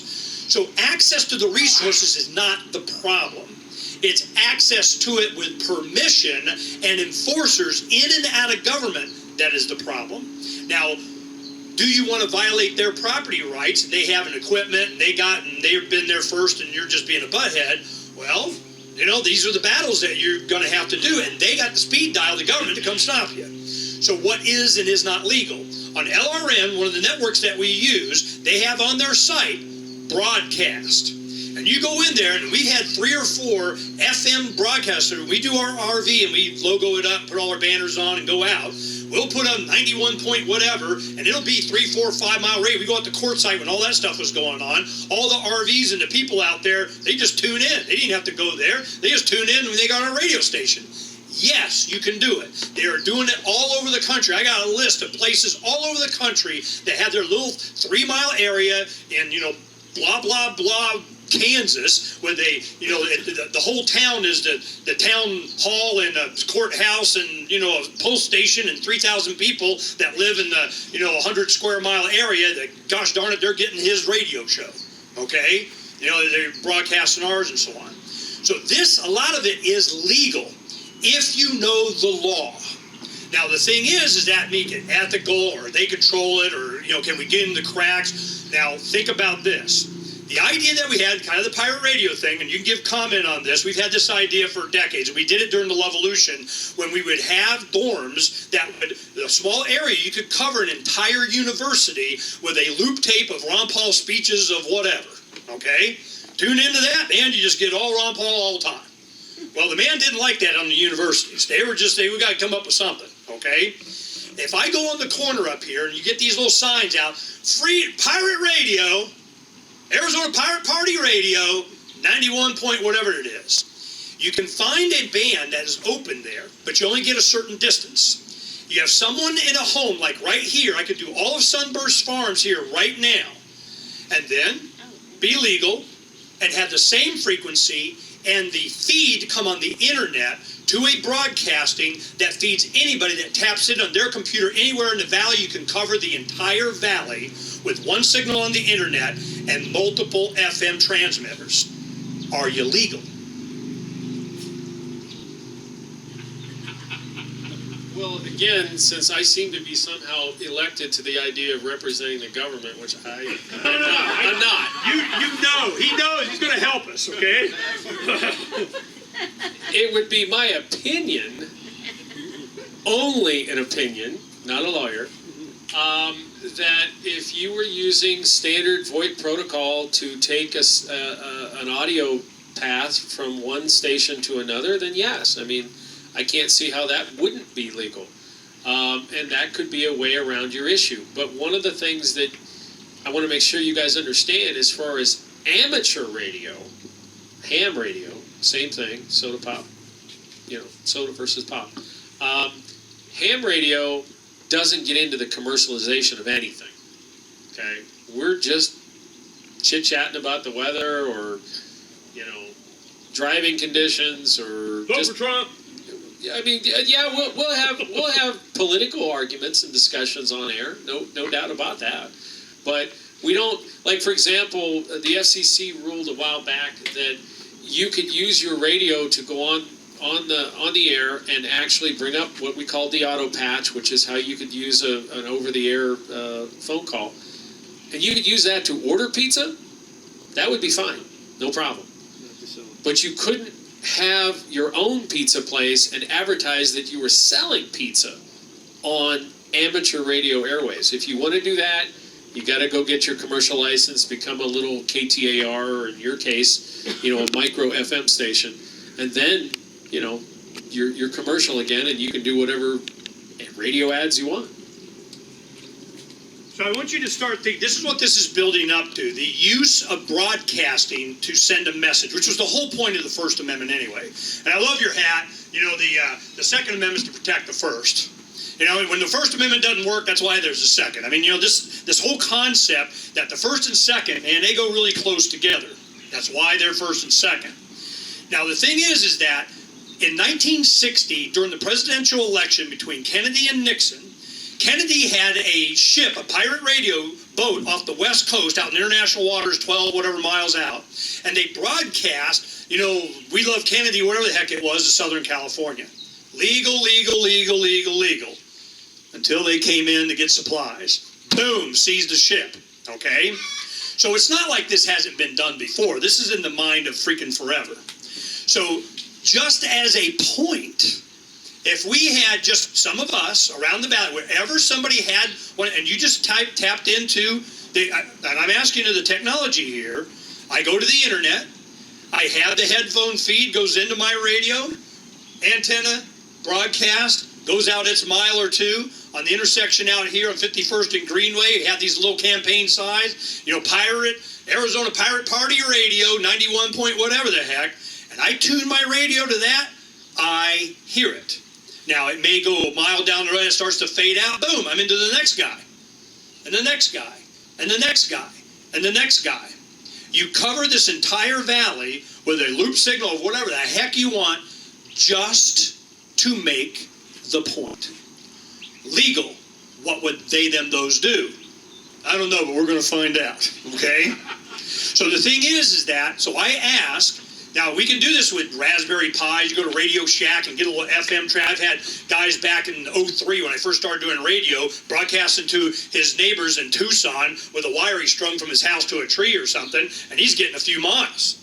Derek Slopey right now gets like 5-6 miles because he cranks that wattage bad boy up from a FM transmitter he got from me. These, you get them from China on eBay, for an FM transmitter with it has a range, goes from 3 to 20, you can even adjust it.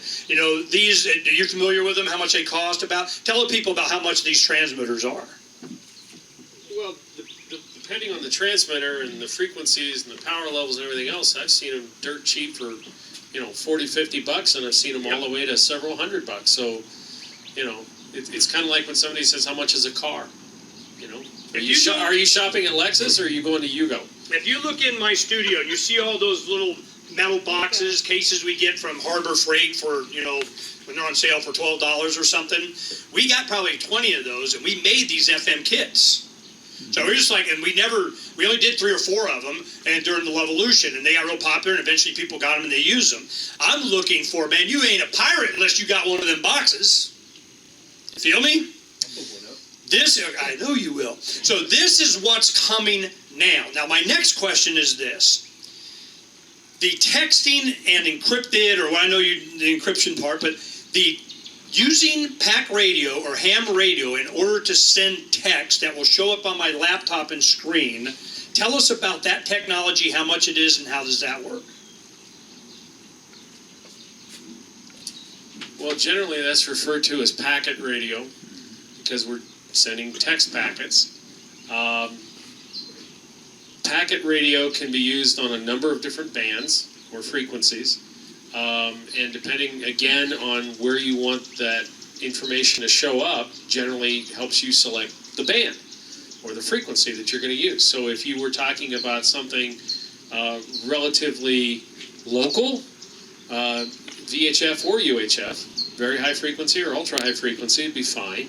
If you want to send it statewide, you're going to have access to some sort of repeater that supports packet. And again, as long as you are, by the way, you don't have to have a ham license to listen to anything. Okay, so if he gets his ham license and decides, I'm going to send out this packet stuff, and you guys all get packet receivers and you have, the radios hooked up and so on, then, you'll get his information. What you choose to do with it at that point is your decision. But they also have what are called digipeaters, which will digitally repeat packet signals. And, with digipeaters, you can literally have a packet, based in Glendale, end up in Maine in a few seconds. It might take 5 or 10 seconds to get there because of the repeaters and going along the route, but, it gets there pretty quick. And how much are this equipment? Oh, I mean, a typical packet unit, a couple $100. I mean, not ridiculously expensive, but not dirt cheap. Okay, now this brings up, now you understand that, you start to understand another problem that we have. When you use your cell phone or any other communication device, whether it's WhatsApp, end-to-end encrypted, but Facebook knows all your contactees, we're going, how would you be able to have a device that they're working on right now? There's a hacker club in Maine that they're working on this right now. The concept is, can you have a device that doesn't have any backdoor chipped NSA, we get to see kind of stuff, which is what Think Penguin is working on now. That's why I got a Think Penguin Linux computer. This whole thing of them being able to pre-hack you with all the trusted program modules and all this other stuff that's in there, if you could strip all those little black squares on the green board, you get all that out and get down to what you need, can you send encrypted text to anyone you want and nobody know what it is but the person that's getting it? Yes, but it has to be, if it's addressed and it goes straight to someone, they know who you're at least contacting, unless the signal is broadcast. If I broadcast it, and everybody has access to it, but only the person that has the private key can decrypt it, then it's just nothing to everybody else except the person it's addressed to. Okay? So then you have to have broadcasting. Well, I'm going, okay, how do you broadcast? Well, you can broadcast from a server on the internet, but then the server's the hub. That's where Uber and France Parrot, the guys kick in the door and bust down the servers, and you're just not allowed because the taxi driver said. I mean, whatever the excuse, somebody doesn't like it. Now, if we get our own private repeater, some guy joins in, we're in pace, and we have the ability to broadcast digitally. That means nationwide, worldwide, you can broadcast signals, and only the person that it's going to that has that decrypting would be able to see what it is and not track it to anywhere. This is what we're thinking about and how this would work. So I'm going, okay, I just need to know, can it be done? Yeah, it can. Is it legal? Yeah, probably. And we can get all legalized, but that's where we start getting into where the government, there was an article in November of '87, it was called From Crossbows to Cryptography, and the whole point in there is, of course, the king makes crossbows illegal because it gives the peasants the ability to put a bolt through the armor of their knights. They go out and they're kind of in there plowing in the ox, they go into the hay stack of the winter, boom, dead night, and they go back to plowing, okay? King, oh hell no, you're not allowed to have that. And they predicted in the late 80s, which was like the first books of Breaking Dawn, from the crypto hippies of back in the day, they understood this. The king does not want you to be secure and private in your communications. That is the one thing. Anonymous wear a mask, they don't like that. They want to be private. And then they get Hillary's emails. That's why. You feel me? So what did the Podesta say? Man, you need to encrypt this stuff. You quit doing this out in the open and kind of in the server. They're just so full of hubris and didn't understand that all of a sudden now here it comes. Well, I would like to have the option. Now, I'm very open. I mean, you know my show. I'm just like everybody, hello. I mean, I don't care. But the thing is I want to have the ability to be private in my communications, and they are making it to where you can't. And I say, we can, under certain circumstances, if we understand the system. So, will they target? Probably. So, my question is this. If I, or somebody else, like Mike, he's one of these guys, you come in and go in, take the training, get absolutely, I agree to, and see whatever, give me my permit, and I do. Then we have our own private crowdsourced funding, pirate, whatever, and we get a legal repeater. It's ours. It's digital. We want to do the ham packet kind of. That's all we care about. Not bothering anybody. You don't hear nothing or see nothing or whatever the hell it is, And what do you care? I pick one channel, kind of. Now, would the guys in work of the band come up and say, "Oh hell no, you're not allowed because we can't tell what it is." You can't have that fence. We've had here in Arcadia. I remember a guy. The city came and went after him to take his fence down because it was too high. It was like 10 feet or something. He goes, "Well, why? What do you care?" "Well, we can't see what you're doing." That's the point. We can't see what you're doing. Not allowed to have that repeater. Well, they say that if we're lucky. What if that's what you want them to do? What if that's the point that you want to make? See my point? So, and I'm sure the ham radio guys will help us make that point. So, the thing is that if I get a license, we get a private repeater, we have the capacity to do this digital, packet radio. Is that legal up into the point of what? When is it not legal? Well, again, I feel like I'm representing the FCC. No, you're just helping us with. I appreciate Craig. Information. Thank you, Craig. Let's give Craig a hand. This is a lot of information that we need. I'm not trying to represent the FCC, and let me give you a word of advice if you're talking about using computers and you think that you'll be able to encrypt the data. Make damn sure you're not using any Lenovo computers. Well, there's a reason. I mean, the other side of our business is information technology, and Lenovo has been on the banned DoD list for years because Lenovo was putting chips on the motherboards that would do one function officially, but unofficially allowed them to be able to see what it was that you were doing. So you could run every scan made by Symantec known to man, and it would never show a malware, it would never show a virus, it would never show anything. But if they wanted the backdoor into that computer, they had it. And that was built into the hardware. One of the problems that, I'll probably mispronounce her name because I don't say it very often, Yuma or whatever the heck her name is. Yeah, her, I think. You've all heard that old joke too, by the way, of like how Bill and Hillary first met. They were dating the same girl in college.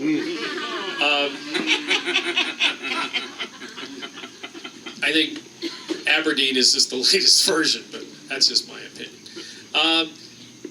Anyhow, supposedly one of the issues that they have is that several members of the Department of State were using the specific Lenovo banned computers to send emails back and forth, which I happen to think that I don't have any inside knowledge, so I'm not going to pretend I'm Rudy Giuliani, although he and I are about the same height, and I have a little more hair than he does.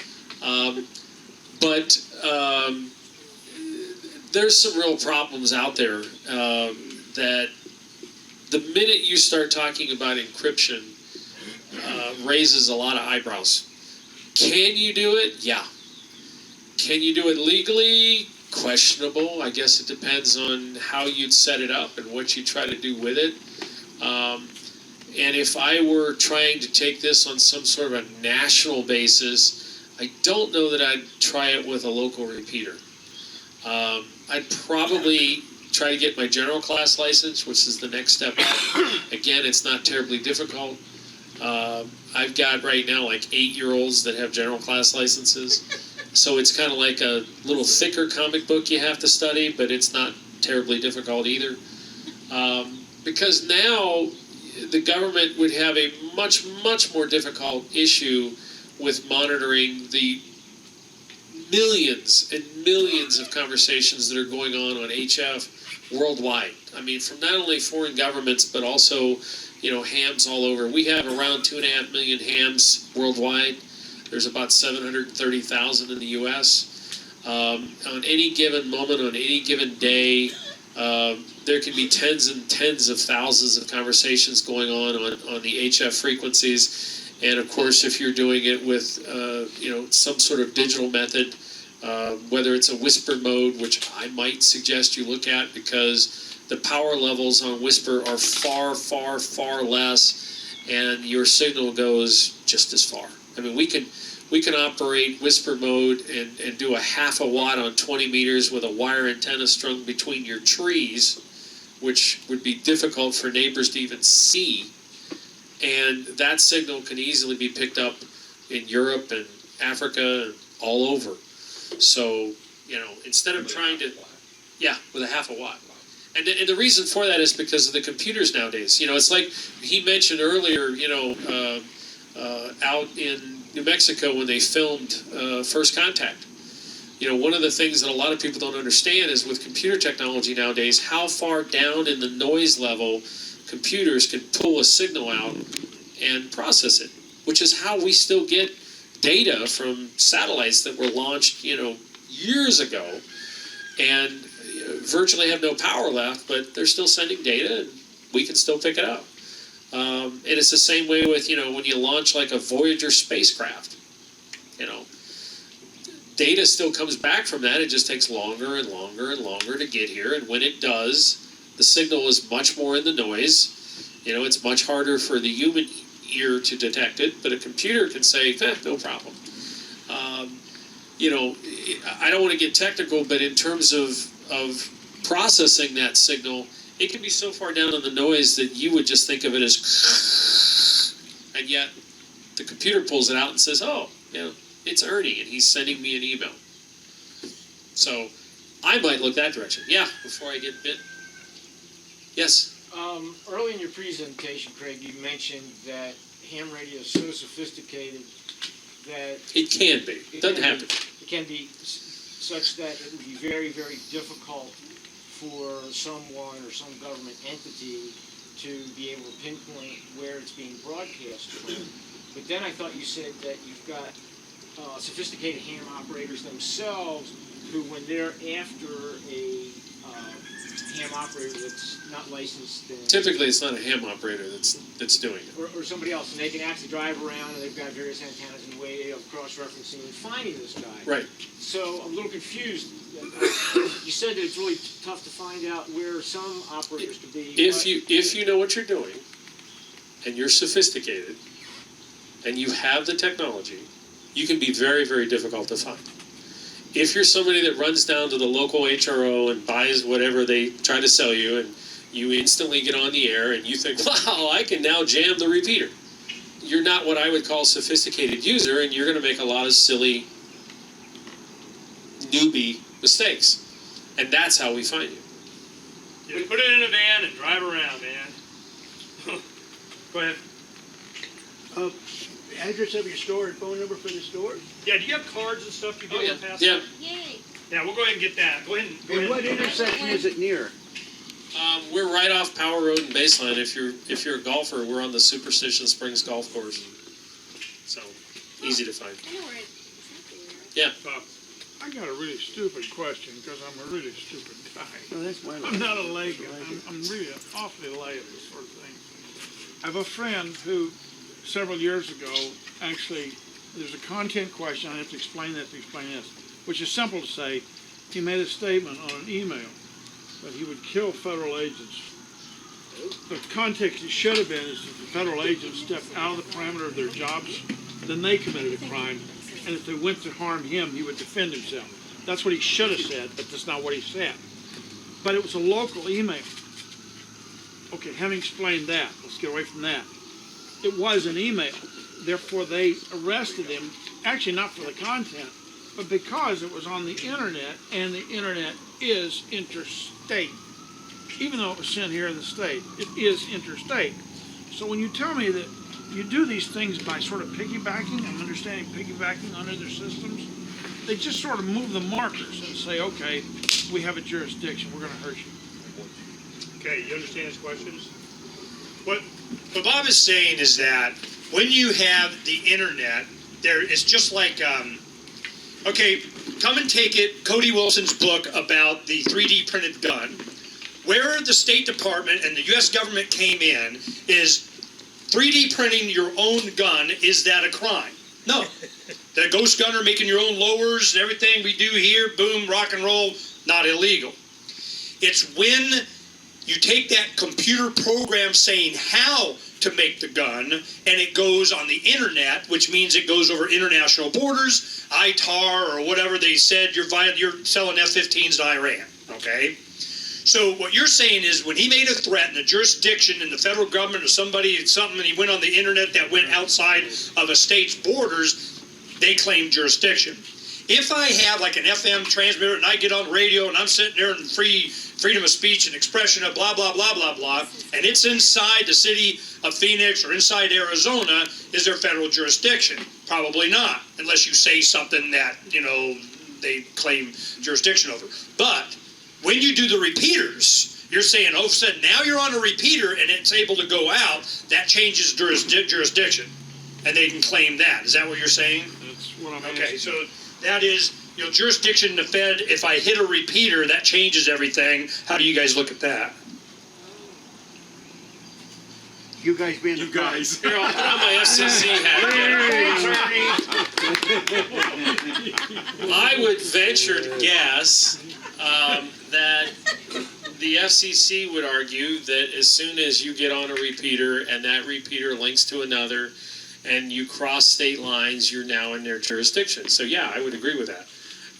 But again, to this individual's point, there's a real fine difference between somebody who's a newbie who does something and somebody who's spent a little time, done a little research, and has figured out a way to technically get around an issue.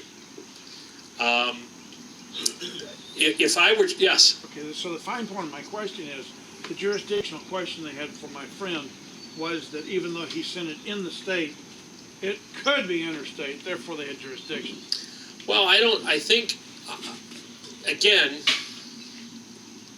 And that's fine.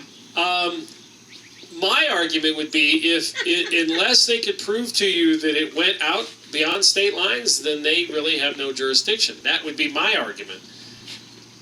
Whether or not they'd agree with that, and whether or not they would take your tax dollars and fight you in court and tie you up forever, I don't know. Probably. I mean, again, if you're looking for me to defend the government, and especially the last 7 or 8 years and the overreach, no, not going to happen from me. But, it all gets down to sometimes there are easier ways to outsmart what the bureaucrats come up with. And sometimes those easy things and the easy ways to do it, people tend to overlook. You want to drive a bureaucrat nuts that wants to talk about encryption, mail something. Uh-oh. And to be fair, Yeah. so you just know the loop. They'll scan the Just to be envelope. fair, absolutely to be fair. Yeah. The subject was about the government's involvement into drug business. Right. That was important to them. They would have spent anything to bust his ass, and he really couldn't defend it. Well, as long as, they With a weren't ball giving the drugs away like they do with, AKs and all that stuff. Okay, Frank? Well, first of all, you're a great educator. Just the way you speak, it's very, very precise. I Well, appreciate it. first of all, I mean, you're my kind of people. So, I mean, even if I'm occasionally saying I may disagree with something, I'm disagreeing from it from a technical standpoint. Well, also, I was going to But go say, ahead. I completely feel your pain. I understand. Outside of here, I'm probably like you. Everyone else thinks that I'm paranoid and anti-government, except when you're with Ernie Hancock. Somehow you become the man, just like comparison. So You look less paranoid. I know, exactly. So it's a relative thing, right? So I understand. But that aside, it's interesting that with ham radio, you can tell the way that we see it. It's like when NASA comes up with with new technology, and then all these other fields go, wow, the automotive or the internet, and all sorts of people see other options in it. Obviously, you can see all of us salivating. I'm sure all the prepper shows, you're getting the same type of questions over and over, and you're kind of like, well, but clearly I'm getting the impression, not that you're pro-government, but that you got into this field a while ago. About 36 years ago. Right, before this groundswell. So my question is, without necessarily the whole bio with it, but what got you involved if it wasn't necessarily the prepper, get off the grid, screw the government mindset? And second is, what is the overall culture of the ham community today? Is it more like you? Is it, and what I mean is it more the way it used to be? Is it more of this prepper, get off the grid anxiety? You all right? Yeah. You all right? Yeah, I'm good. I'm good. He almost got to test to see if his phone was waterproof. Yeah. Well, let me try to answer some of that. I've been involved in radio one way or another for 36 years. About 7 or 8 years ago, my wife and I, and she also has her extra class license, primarily because a friend of ours who's male and who's a retired double E or electrical engineer can't take his foot out of his mouth occasionally, and made a comment to her that, boy, Danette, I'll bet you're really happy you have your general class license, because at your age it'd be awful hard for you to learn anything anymore. My wife is both blonde and German, which means that she's really pretty and cute and all that fun stuff, so I'm a lucky guy, but it also means that Blitzkrieg is like her middle name. So you won't see the frying pan, but you might hear it coming. But there will be no warning. It's like the joke about lead now. The cost is going up so much we don't fire a warning shot. Well, yeah. So when he said that to her in a public area such as this with a bunch of hams present, she looked at me and smiled and gritted her teeth and said, honey, do we sell the extra class study guides? I said, yes, I want one today. Okay, dear. And she started studying. And if you knew my wife, you'd know that she's very genteel. She is very, very, very seldom uses any kind of foul language. She's just, a lady at all times, that type of girl. Well, when she got her extra class license and she picked her new call sign, and she got it, and we were together in another group, and we were having dinner, and this gentleman and his wife were present as well, and she announced that she had just gotten her extra class license, and he was flabbergasted, and he finally managed to get out, like, congratulations, I don't know how you did it, but congratulations. And she said, well, I figured if it was easy enough for an asshole like you, anybody could. You could have heard a pin drop at 500 yards, and then the room exploded. So, I mean, to get back to your question, I probably started out in this probably more from a camping, backwoods, off-grid kind of thing. And when you can communicate with people directly anywhere in the world, and you find out what's going on directly from the people on the ground, the disaster, or whether it's a disaster, whether it's political, what's really going on in France, and is England really being overrun, and so on and so on, you get a perspective that you don't get by watching the nightly news. And we all know that I can simply change a story and be able to argue that it's still factual by just changing a few words. And as long as we're all breathing air, everybody, and I mean everybody, has their own axe to grind. I'm a huge fan of ham radio, but frankly, if you don't want to join the 730,000 of us in the U.S., that's fine. I'll probably be, hopefully, one of the folks that you run into when you are, in an accident off the road somewhere halfway between here and Kingman, and you have no cell coverage. Because I'm the only shot you've got. Or somebody like me. I can't tell you how many times we've run into accident scenes that have been horrific.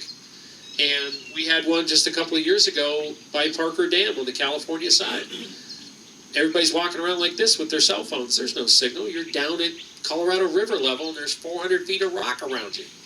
But I was able to access the Black Peak repeater in Parker about 20 miles south with a little handheld. We absolutely cut 20 to 25 minutes off the response time. And considering everybody else is walking around like this while the guy's bleeding out, and his wife is still trapped in the Jeep because it was one of the old narrow wheelbase CJs, and it had flipped and rolled a couple of times, and his adult son got thrown, and his adult son's wife got thrown, and she had cracked ribs or broken ribs and a busted lung. That's not something that you hope to see a lot of, but it does give you a little bit of a warm and fuzzy feeling when you can say, I can reach out and get you help now. So the most ham people, the old network, is it more about people who just want the security so they can just say, hey, if I want to, I can call somebody in case of some kind of emergency? Or are you looking at it as an actual network for whatever, that you guys are set to deal with What's your something? philosophical bent? I think first of all, this might surprise some people, but the fastest growing segment of ham radio is women and children under 18. It's the fastest growing segment. Now, the second fastest growing segment are preppers, people that want to be, and by preppers, I think of preppers as Boy Scouts. I don't think of them out hunting zombies at night and arguing about whether or not they use, a 308 or a 30-30. That's not what most preppers are. 99% of the ones I've met are just average, everyday people who want to be better prepared for the forest fire or an earthquake or, a tsunami if they happen to live on the coast of Oregon. If you want to really get hams all excited, start talking about, forget about San Andreas. That's a crack on the sidewalks as to what could happen. There's a subduction zone about 85 miles off the coast of Oregon and California and Washington State and Vancouver Island that if it goes the way it did in 1701, FEMA's already saying they're writing off everything west of I-5. Now, I'll let you guys look and see how I-5 starts here and starts working its way halfway up the coast and to where they're basically writing off half of Oregon and half of Washington State and all of Vancouver Island. It's gone. When that happens, even if it doesn't affect us physically here in Arizona, where do you think the survivors are going to head? This direction. And if we can't stop the illegals from coming over unarmed, what chance do we have of stopping somebody coming in that already knows our system? Yeah. So, to answer your question, most hams are like a segment of the general population. There are some, I suppose, that lean far left, but they're usually fairly quickly ostracized. Most of them are today probably in their 40s and 50s, but again, the rapidly growing segment is 18 and less and younger. So that's having a dramatic impact. The prepper movement is having a dramatic impact because these are people that are primarily focused on what we call MCOM or emergency communications, because they want to be able to contact their family anywhere at any time, and they know that cell phones won't work. An interesting fact for you that most people don't know is that when 9/11 happened, most of the ham radio transmission towers and repeaters that were up on the Twin Towers also went down when the Twin Towers went, because we didn't have any magic gravity belts that kept them running. But unlike the political subdivisions and the law enforcement folks, anyone care to guess how long it took us to get those repeaters back on the air? 2-3 days? 2-3 hours? 15 minutes. They were back on the air in 15 minutes. We also did something that NYPD and NYFD had been arguing with commercial people like Motorola and Realm and Kenwood and so on for years, and they kept saying, well, it's just not possible. And that is when we ran into the guys on the street that were running around with their little radios, and there was a police guy trying to talk to a fire guy, and they couldn't because they had two different radios on two different frequencies, and oh my goodness, you can't possibly do that. What? Well, give me your radio, and they'd read the radio. Give me your radio, and they'd read his radio, and they'd go over here and they'd push a couple of buttons and go, okay, you talk, okay, you hear him, okay, you talk, you hear him, okay, good, you're set. Well, you can't do that. Why not? Well, Motorola says we can't do that. Well, we're not Motorola. We've learned a long, long time ago how to make a lot of things work when they're not supposed to. Now, we can argue about physics and all we want, but the reality is we can make things work when other stuff fails. One of the big advantages, I mean, if you wanted to think of us as libertarian radio guys, we are. Because we're decentralized beyond belief. I can have equipment moved rapidly. I have mobile radios that can act as repeaters. I have mobile radios that I can use on HF. I can work the world out of my car, and I can move that car, and I can move the Jeep, and I can do all that kind of stuff, and I can do it very, very, very rapidly. So if the White Tanks repeaters all went down, and there's like 8 on White Tanks mountain range, if all of them went down, I'd still have 420 plus around the state that I could call on. So if an F5 tornado were to suddenly, somehow, magically show up in Glendale and wipe out a 5-mile path 20 miles long, and if you had a handheld radio here, you'd still be in range because there's so many mountaintop repeaters. We are blessed in the fact that with mountaintop repeaters, we can have anywhere from 100 to 150 mile range one way. And then, of course, double that the other direction. So I can stand here and talk to somebody in Congress, which, for those of you that don't know, is right at the base of the Yarnell Mountain Hill. We're really, as a company, tied into the Yarnell firefighters a lot because we realized that those 19 guys didn't need to die. They died absolutely needlessly. They weren't given GPS units. Their radios weren't programmed correctly. They couldn't reach the repeater. The only reason that we even knew that they were in trouble is because a DPS helicopter happened to fly close enough to one of them, and they were yelling for help, and he heard them on what we call simplex, not using the repeater. And that's how they found out that they had 20 guys and eventually 19 that were in trouble. If they had given any one of those guys a $65 a month sat phone, they would have known where they were.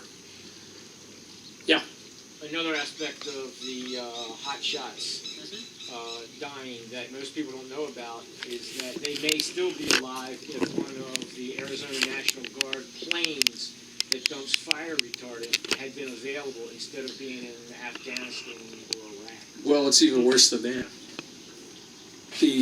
There was a tanker fueled up, pilots in it, ready to go at the Prescott Airport. They were told to stand down because they didn't know where the guys were, and they had another fire starting up in Kingman. So they were ready to go, and if we could have given them GPS coordinates, which could have easily been provided if they'd even had a spot device, push the magic little red button, send in the Marines, they would have known within 30 feet of where those guys were, but they didn't.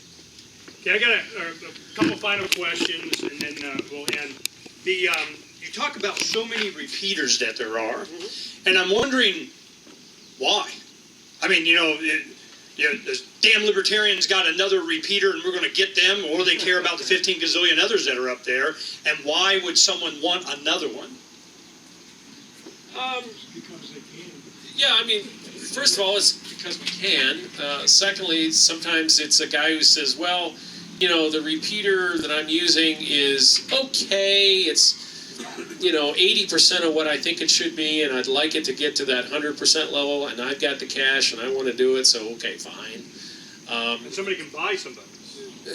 Well, yeah, I mean, you could buy the equipment, yeah, but again, they're not selling it from a commercial aspect. Now, we're opening up a location up in Sholo, and part of our effort in going there is that we are in a county that is up there, although you could argue that Maricopa County has the same problem, but from an economic and employment standpoint, life sucks up there for a lot of those people.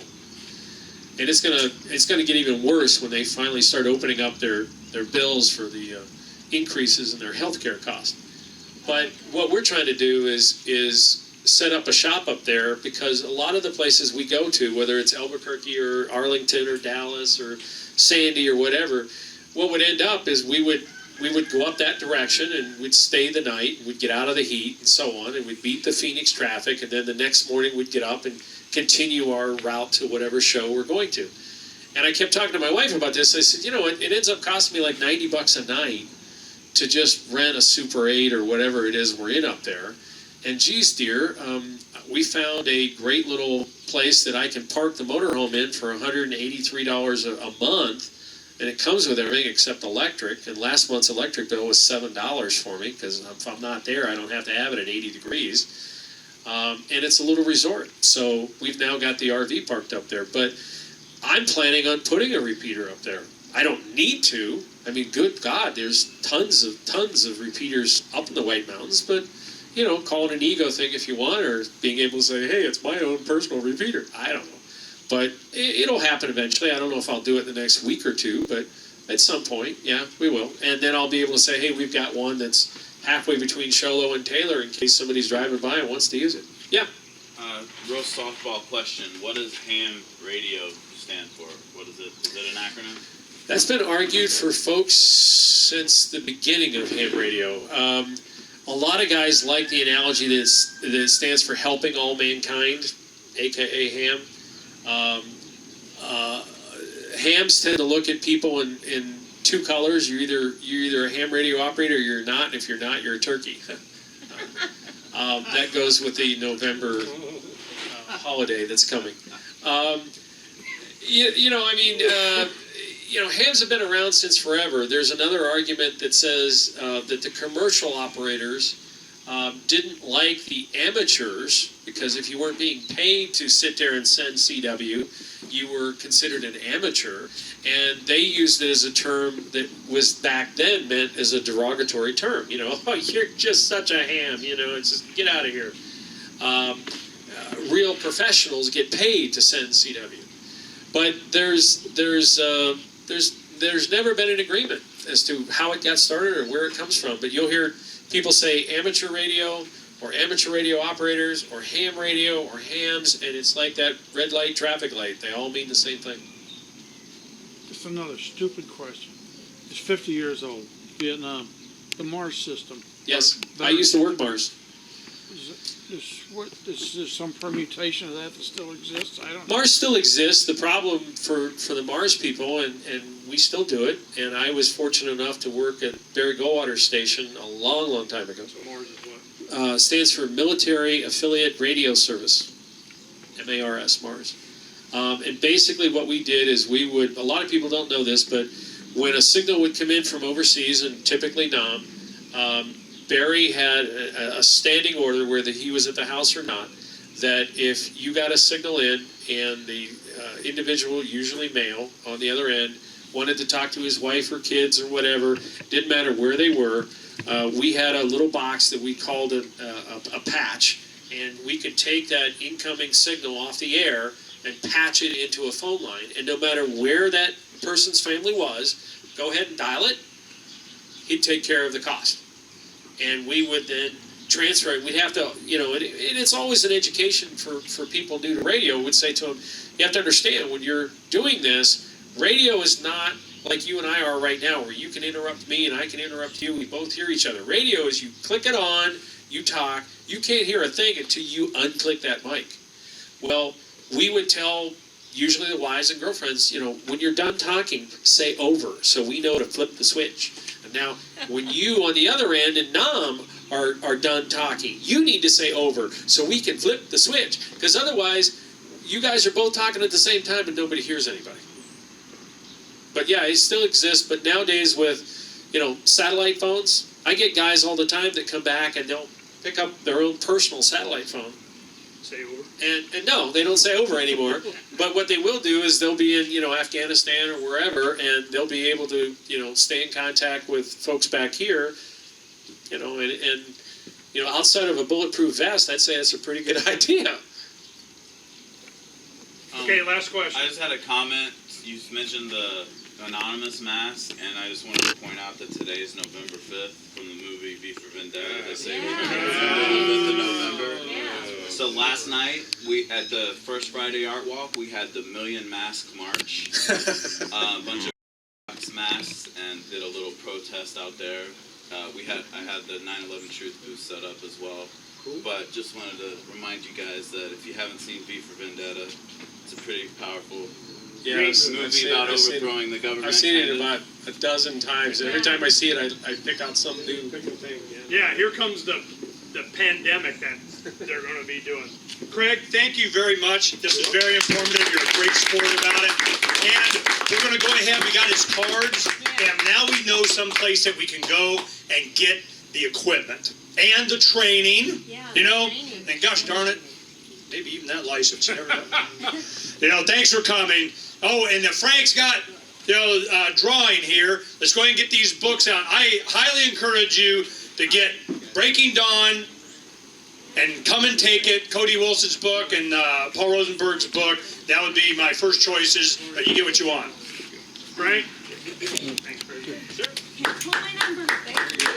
Did you want one? Which one's mine? You want? That's okay, man. Yeah, here, just take. You sure? Yeah. Okay. No, and if you're a reader, are you a reader? Yeah. Okay.